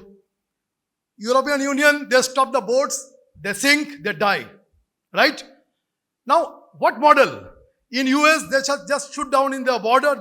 Trump has given clear orders. Fine. When it is time for us, we try to set a different set of models. Right. I will take that. And also, I want to tell you today that we are in a crossroad with Bangladesh. We are talking about assimilating them, helping them. And a present caretaker dispensation, they are creating an antagonistic environment out there. But we are great people. We must assimilate. We must do everything good. But what are we? We are a republic. We are a sovereign country. What is our responsibility? Our responsibility is to look after our citizen. Is that not our priority? Well, with that backdrop, I come to first, before I have been given the task of creating a kind of principles or guiding principle as doctrine, I felt that it is important to identify the problems and then create some foundations. Time is less, I'll go quick. First thing is that, were we not aware of these problems for last 100 years?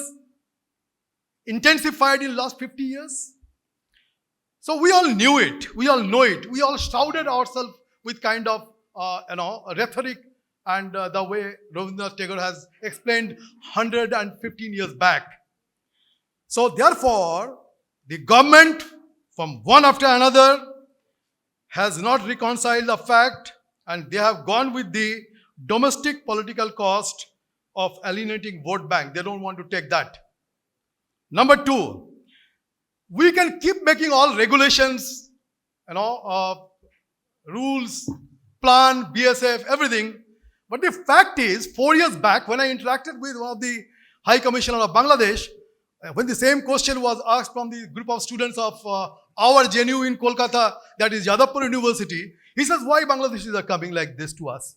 So he says, who said that Bangladeshis are coming? Show me the High Court, all the other documents. That time, 4 years back, the Bangladesh was in a higher trajectory. He says, Bangladesh GDP is more than Indian GDP. So why should we go to Bangladesh? Per capita GDP. I'm not talking about overall GDP, please. Per capita GDP, so why should we go to India? There are better countries. So therefore, there is a total denial. We are saying 20 million, yes, 30 million or 40 million. There is a total denial of the, at all there is the illegal immigration that we are talking from morning. So therefore, nothing can stand till the time we come into a bilateral understanding and an agreement to it, right? A kind of framework. And then, of course, there's the legal cost. And then, of course, there's the economic cost, because we want to use cheap labor, right? Okay. So, right, with that backdrop, I will cut it short. I will come to the doctrinal foundation. First thing, there is a fragmented detection. As we have said, BSF is doing something, MEA is doing something, Ministry of Home is doing something, our state government is doing something, police is doing something. But there is a kind of an operational gap with no reliable deportation. That's a fact. Hardly more than 1,500 or so is being deported every year. So we know what is the reality, right? Therefore, in our country, ऐसे ही कोई किसी का नहीं सुनता है. So if there's no rules, there's no regulations, there's no codified guidelines, who is going to listen? Good words, no, this should happen, that should happen. So therefore, we must have a codified statutes based on constitutional legitimacy. First thing first. Second is, there have to be a centralized authority. Whatever name you want to call it, there have to be exchange of inputs and informations in terms of we have to consolidate the technology with process. That is a disjunct. I mean, we can keep recommending everything and anything, but it have to be top down. Decision have to be by this centralized. It's a codified statutes. Number 2. Number 3, nothing can work till the time we bind Bangladesh diplomatically. There have to be a joint verification cell. There have to be some framework. There have to be service level agreement. There have to be measurable standards. Number 4, we have to have a transparent system in terms of information sharing and of course in terms of rights. And we also have to have national foreigner biometric database created. Now, if these are not created, we can have any problem. But if we don't create this, we will only keep shrouding ourselves with all these ideas and discussions, right? And of course, most important, community and civil society engagement, because they are the people, either they are in support or they are biased or they have got some motivated interest and they will go against the system. And most importantly, depoliticize the system, and we have to have a oversight by a kind of a parliamentary standing committee combining all the parties. Right. With that backdrop, first thing very briefly I'll cover is about the constitutional legal anchor. Now, right, there is Article 355, right, which says that it is the union's obligation to protect state. The doctrine explicitly grounds itself to the in that constitutional duty. It talks about that case, famous case between Sarvanan Sanwal and Union of India, 2005, where it says very clearly that this is a large-scale illegal migration, is a form of external aggression, right? Clear framework. But there is also Article 21, right to life. So we have to make it in a manner so that issues are addressed. We have to plug this legislative gap by creating a comprehensive immigration and citizenship code. Whatever the name can be given, we have to do that. We have to combine the aspects of Foreigners Act, Passport Act, Citizenship Act, and all the other acts that we have got. These are all fragmented. It can't work, right? Now, coming to the aspect of one accountability, we have to create a body where one framework is accountable and which combines MHA, MEA, BSF, and state and tribunals. If we don't do that, again, things are going to fall apart, right? I mean, whosoever can be the chair, it may be from the Ministry of External Affairs, Union Home Secretary, DG, BSF, and we can work out these details. I will put the recommendations in paper. And now coming to, I'll just take 2 minutes more. 1 minute, fine. Now coming to the other mechanisms, and I am grateful to Atreyi. She has covered most of the things, right?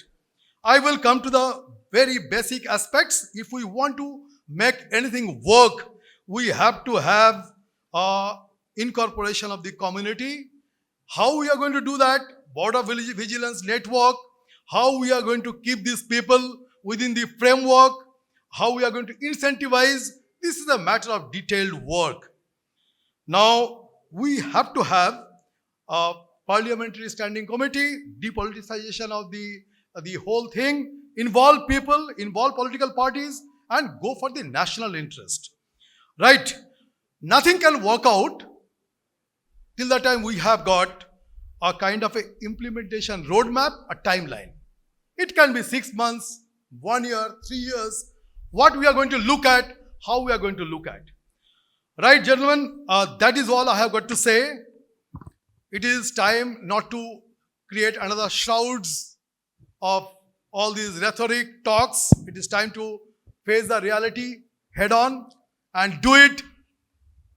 We can be a great nation, but if we don't look after our own interest, We are comparing with China. They are 4 times than our economy. We are talking about European Union, how they are handling. They are pretty ruthless. But we want to be great, fine. But we have to have a framework, a legal statute and framework. Thank you very much. Thank you, TSS. I'm grateful to you.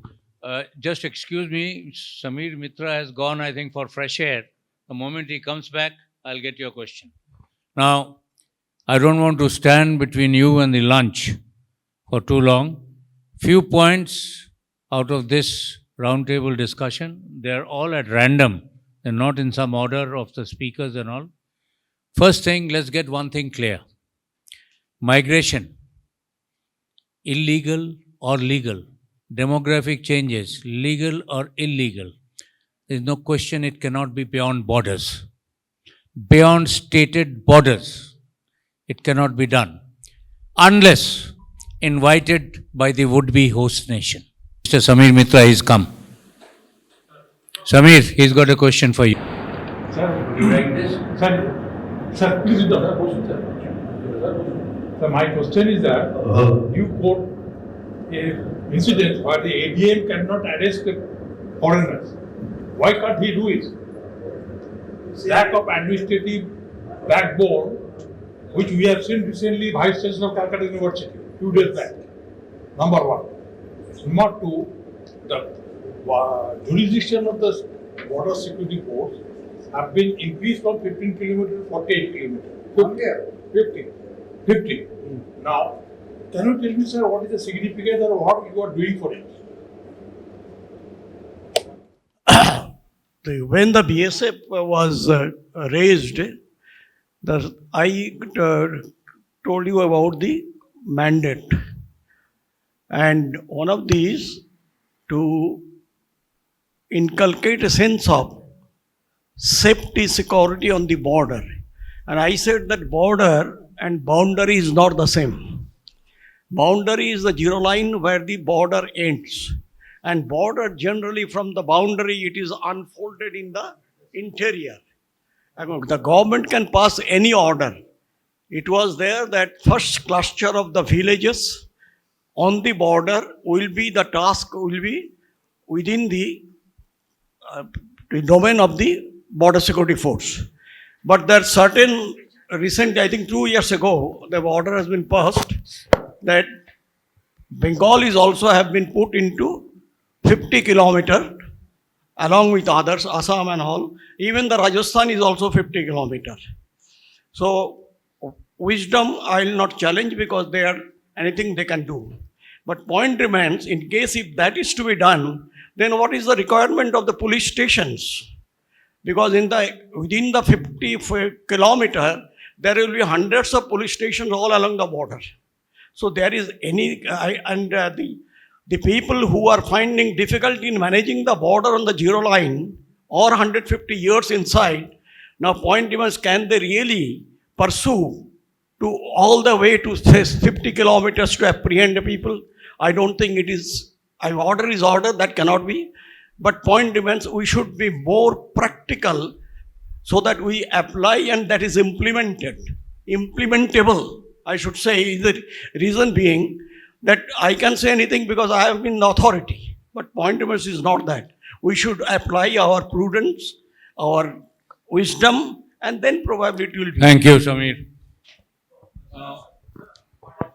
Rishu, you got from whom?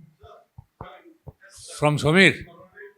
Okay, I may be covering some points which may get covered. If it doesn't cover, you ask. Now, Samir had spoken, just a second. Samir had spoken about fencing.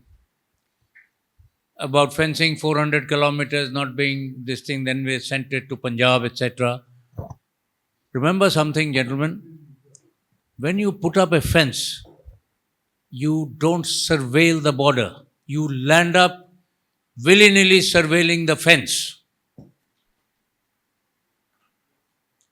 So it is an issue which needs to be, in the army we call it bunker mentality. That you have got inside a bunker, you don't want to go out of the bunker and see what is there to see, or what is there to surveil. So it is my experience, and I have had maybe 2 or 3 brigades, DIGs under me in Rajasthan, they would invariably just surveil the fencing. Go along the fencing, naka dala, idhar, and measured naka.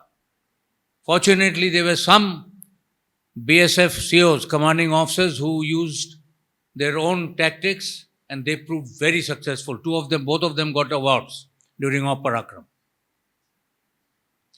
My point over here is we must get out of this fencing system. And let me tell you, in the northeast, the tribals in Manipur, I do not know about Mizoram though, Nagaland, they do not want a border fencing. So if there is a problem with the locals, same thing in Mizoram, sir? So if there is a problem with the locals, you are buying yourself trouble by putting fencing. We must know how to surveil the border without a fence. Simple and straight. I agree with Samir when he said you can't completely, absolutely seal the border. You cannot. Anybody who wants to go through will go through. But wo ekka dukka hota hai. They can be caught, what he said about the police station behind. Hopefully, the state and the center are cooperating to catch those people who are in the rear. That is why you have first line, second line, and third line. Now, is your question a little different? While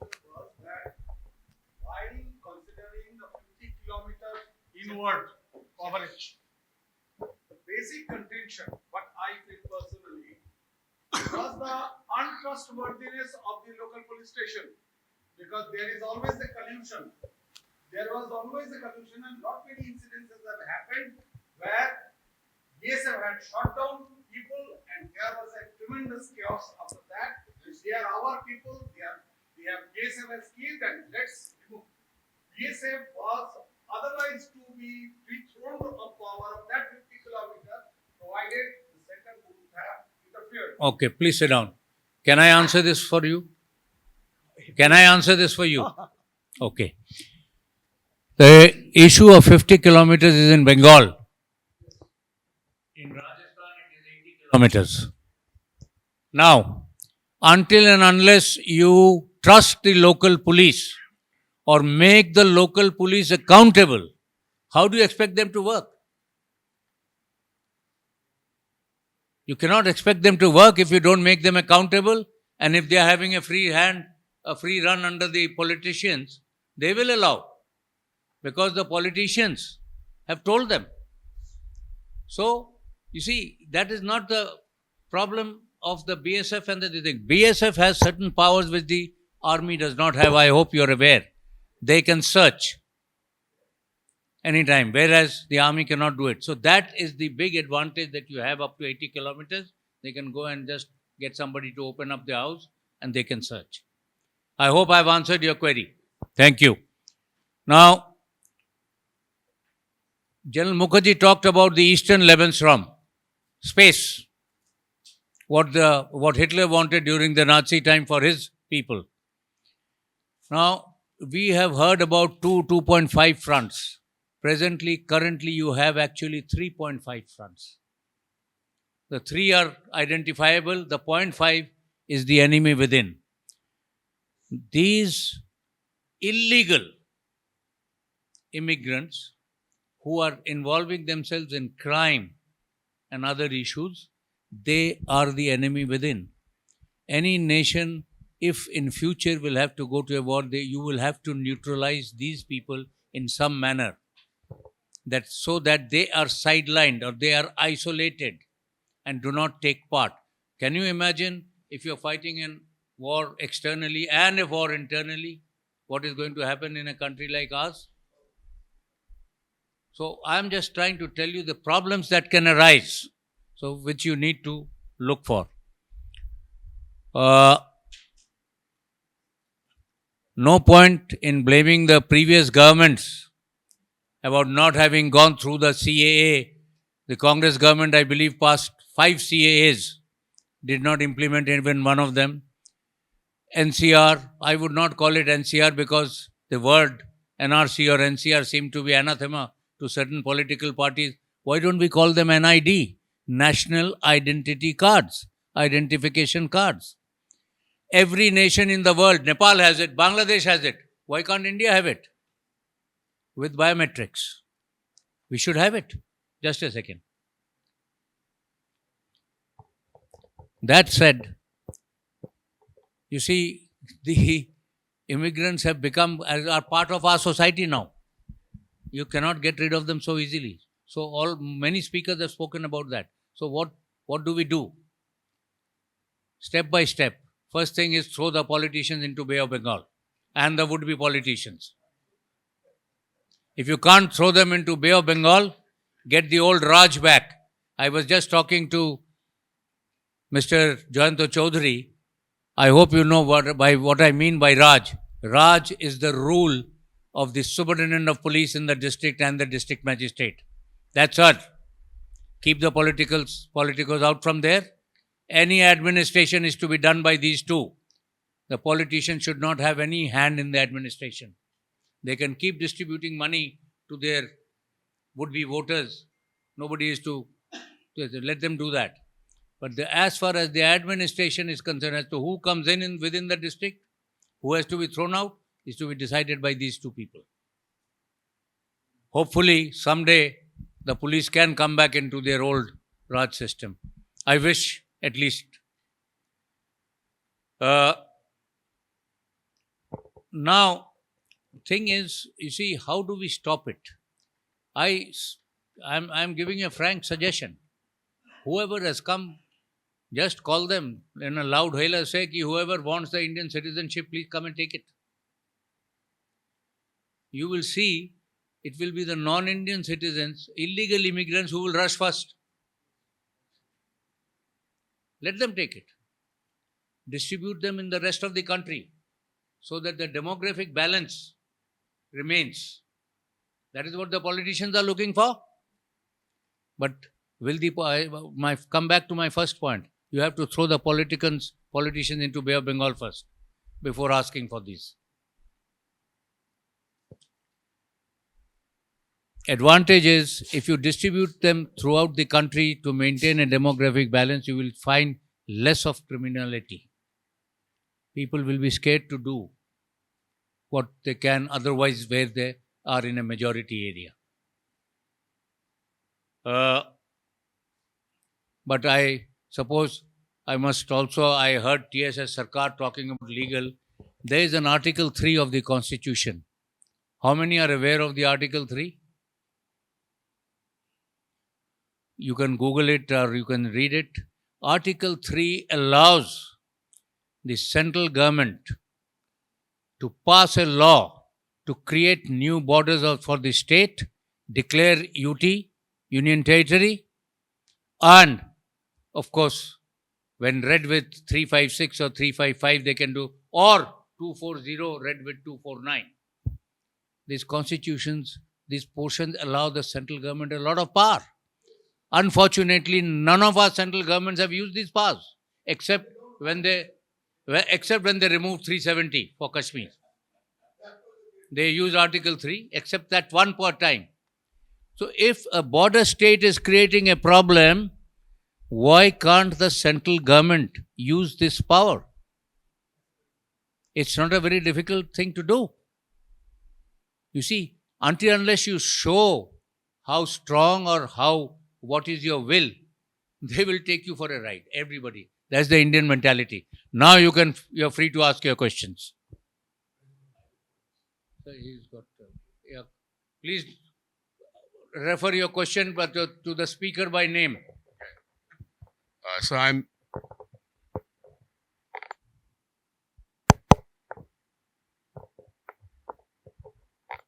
Hello, yeah. No, it's not working.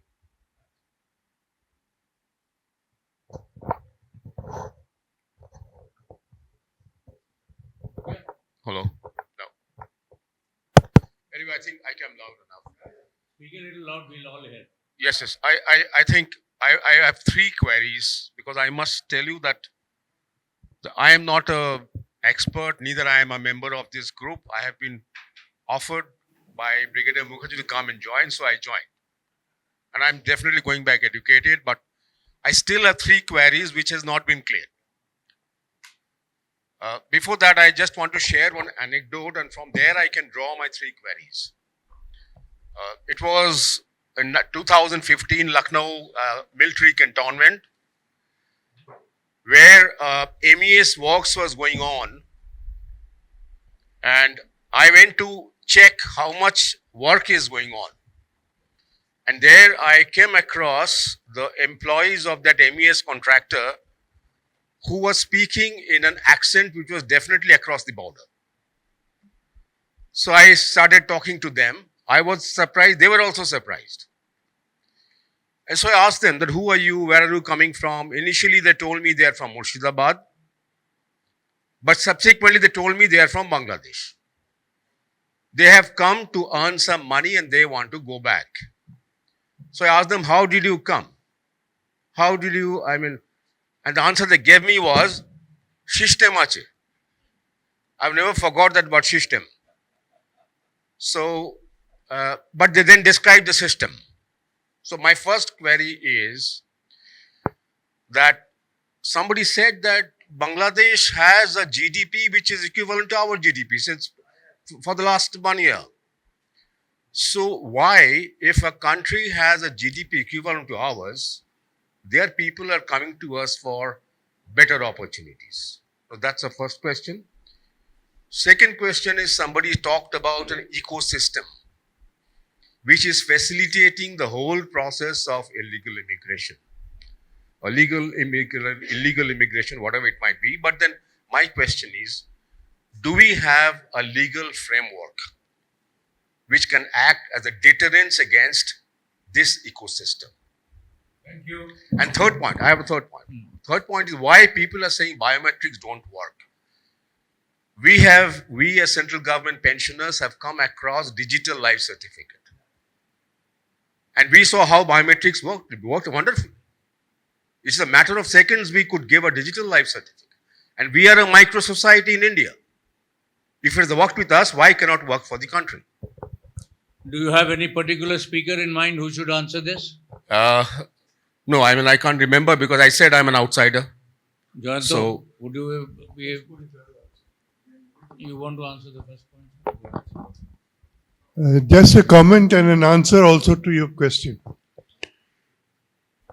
Whereas BGS 4 Corps, looking after Assam, and later GOC 2 DIV, and later Chief of Staff Eastern Command, I did a lot of research with reference to demography and census details.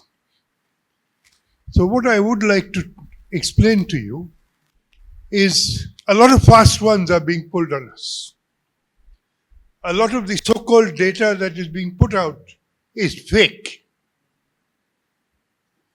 After 2011, in Le Pont, you had no census. Therefore, the figures I am giving you are in relation to 2011 census. According to the NRC details that Assam worked out in the recent NRC formulation, they found only 70,000 illegal immigrants in the whole of Assam. But that excludes all Muslims, all non-Muslims. It excludes all of them. And finally, when that was also cross-checked, the numbers shot up colossally. I don't remember the exact numbers, but the numbers crossed lakhs. So what I am trying to say here is, in answer to your question, till they do a proper census and collection of data, you're not going to get the truth. The other thing, again in relation to the numbers,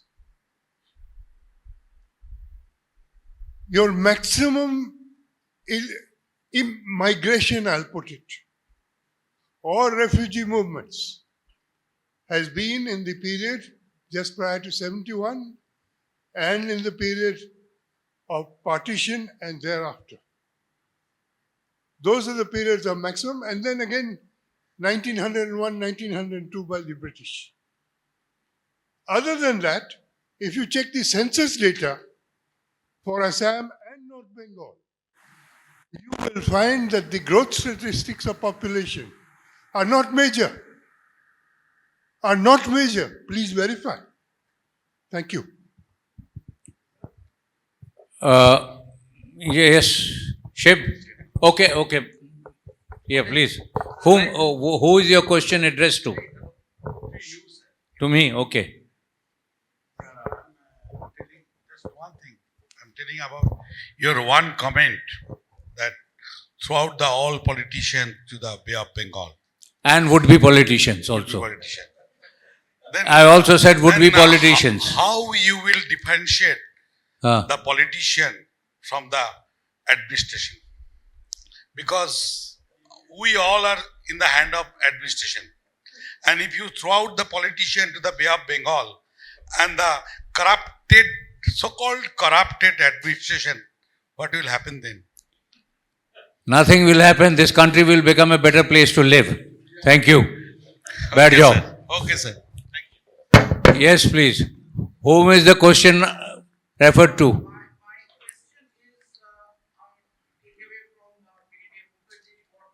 Said that East-West Texas, I just want any one of you to just throw some light on what I try to envisage, that we have talked about migration, different forms of migration, but I would like to get the infiltration included, and we know the kind of bonhomie which is taking place between the western neighbor and our eastern neighbor of late, and do we envisage or apprehend any infiltration to our eastern sector? This is number one.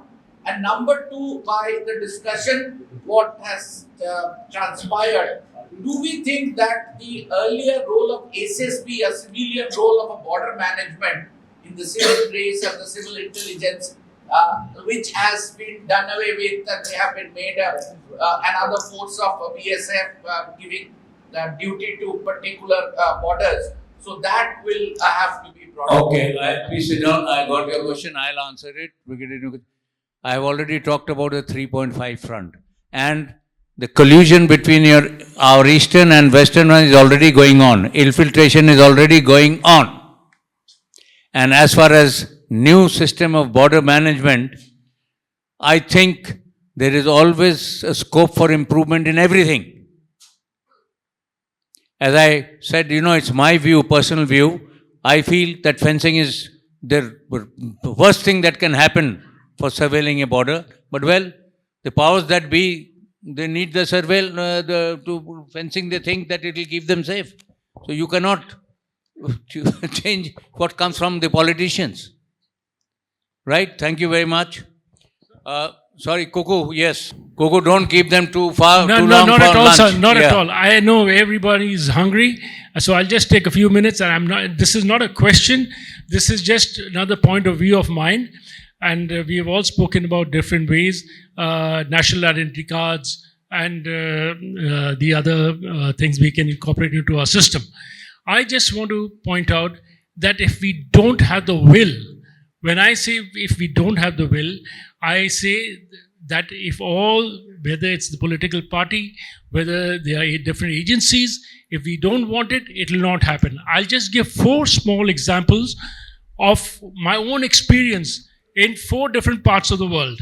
One was in LA, where you find so many illegal immigrants, not only from India, from Bangladesh, from Pakistan, and they tell you, sir, आप यहाँ आ जाइए, हमारा पूरा system है, रातों रात आपको हम LA से न्यूयॉर्क पहुँचा देंगे, कुछ नहीं होगा. Another one was in Holland, and of all the places in Italy, a very small place in Italy, I found a group of Bangladeshi boys. They were standing right next to me, and they were talking to somebody in Bangladesh in typical Bangladesh accent. Because I have served in Bangladesh for a number of years, so I could speak that accent. And I told them in the same Bengali language, I said, "Yeah, tumra iso, I saw. And they were shocked. But the 4th one I'm going to give you an example about is Japan. Japan tacitly wanted people to come in because everybody is educated. They don't have people to do the labor, the menial jobs. So in a way, the government or the people of that country, whatever agencies, they tacitly want people to come in. That's one big problem. If we don't solve that, and part of it is corruption. This is what There I you just have want it. to add. Where there is will, there is a way. That's right, sir. Thank you. Sorry Thank for you. keeping you all. Bula, you had a question. Mike, Yes, sir. Right here. please name the speaker to whom the question is addressed. It is not a question to any of the speaker. I am Ashok Dasgupta. It's just my viewpoint, as you rightly said. I've been hearing all the speakers saying, how to see that the illegal immigrants are driven out and we have too many illegal immigrants. It's a problem for the country as such. My viewpoint is totally opposite. Tell me, so many of us are here. How many parents have their children here in India and outside? I think if we raise our hand, most of the people will say their children are outside, either America or in Europe somewhere. Why? Because it is a prosperous world. Now, I take it from different point of view, that people are immigrating to India. I'm not talking about the illegal immigrants and not the terrorists, the others. It's a welcome sign for India. It shows that we are becoming a prosperous country. I would like to see many people coming to India so that we are more prosperous than they are. So my viewpoint is just the opposite. We should be happy to see the legal immigrants in our country. And if you see the history of the world, many a country became prosperous when an immigrant did some special research and did. There are many examples. So my viewpoint is totally different. We are happy that we are today You've got your point. a prosperous country amongst the neighboring countries. Okay. And I won't be, one day I'll see more Sri Lankans coming here, more even Vietnamese. Well, that was the first sentence I spoke. That's my point. That's my first point. sentence I spoke, from non-productive areas to that's- productive areas. No, my point is that we should be happy today that people are trying to immigrate to India. It's too late in the day to speak about Operation Sindoor, but you mentioned it. Okay.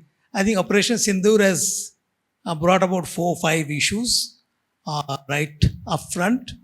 One is that it is a new norm. If there is a terrorist attack, attacks will be carried out by India, not only against the terrorists, but also the state which is sponsoring terrorism, first.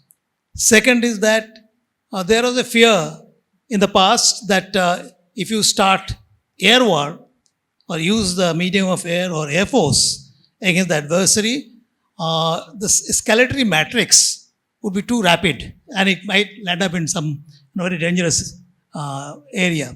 That means nuclear overhang that you talk about. The Pakistanis have always been rattling this. So the space that is available for a conventional conflict or war has expanded. So despite all the warnings of starting a nuclear war, it didn't.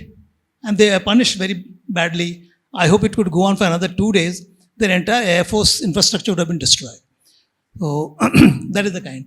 Third is the primacy of air power, which will be lead force for skirmishes and short conflicts. Long duration conflict will involve the Navy as well as the Army. Boots on ground is extremely important if you want to change the LC or the IV, etc.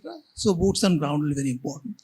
So these are 3-4 things which are important. And fourth is the kind of warfare that's taking place is beyond visual range. Could you imagine that from our side of the border, we took out targets up to 300 kilometers in the Pakistani airspace. So Pakistan airspace is just about 450 kilometers wide. Okay, in the central sector. Maximum. So with S-400, which was inducted in 2016 onwards, it came sometime in 2019 or so, and still 2 more batteries will come out of 5. That has proved to be very, very effective. So war is now beyond visual range. None of the attacks are carried out from within the Pakistani airspace. All attacks are with stand-up weapons from our side of the border. Despite that, we lost a few aircraft, which nobody acknowledges, but I know the things that have gone wrong somewhere.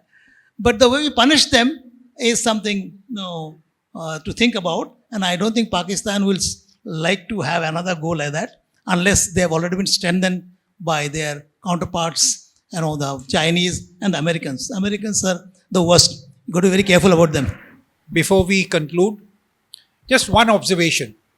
All that was said, actually, this is a very complex situation. All of you admit it. We also understand it is not going to be wished away. It will just not disappear. Illegal immigrants will continue to come. I just leave you with one thought before the president gives his last summation. The carnage happened in Pahalgam and we went to war. It could have extended. It could have gone anywhere. What is to say that it will not happen again? These illegal immigrants who are coming in, are you sure there is that not lone wolf from our western borders or from the eastern borders or a handful of them who will do this carnage again somewhere in the country? And you are already propagating on the floor of the parliament, no less a person than the prime minister. It will be an act of war. You will go to war because you want votes. Will it last 4 days? I doubt it. So think seriously that illegal immigration is a problem. And we have to, apart from the humane and all that we have talked about, certainly these all matter. But then we have to understand that this can cause us irreparable damage. And therefore these moles and the fertile ground that states like West Bengal and the Northeast now gives you, and Assam that gives you, you never know what will happen. So I leave it to you with this thought before we conclude and go on for lunch and ask the president to give his last words, that this is not something which we are just talking in terms of establishing something which is there because we are a complex society. There are 22 languages, there are 200 dialects, and we are all bonhomie. It is not that. And I can predict this will happen. It will happen in the next 6 months. And there will be a carnage. And then we will see what this government does. Thank you. Yeah. We know. Okay, gentlemen, on a closing note, I'll just tell you, we have the third front in Bangladesh. And West Bengal has a border with Bangladesh. Other states also have. Just hope and pray that West Bengal does not become a Kashmir. Otherwise, you will have jihadis inside your home. And those jihadis will not have to come from Bangladesh. They are already within West Bengal. Right? So thank you. On that note, I'll not keep from lunch.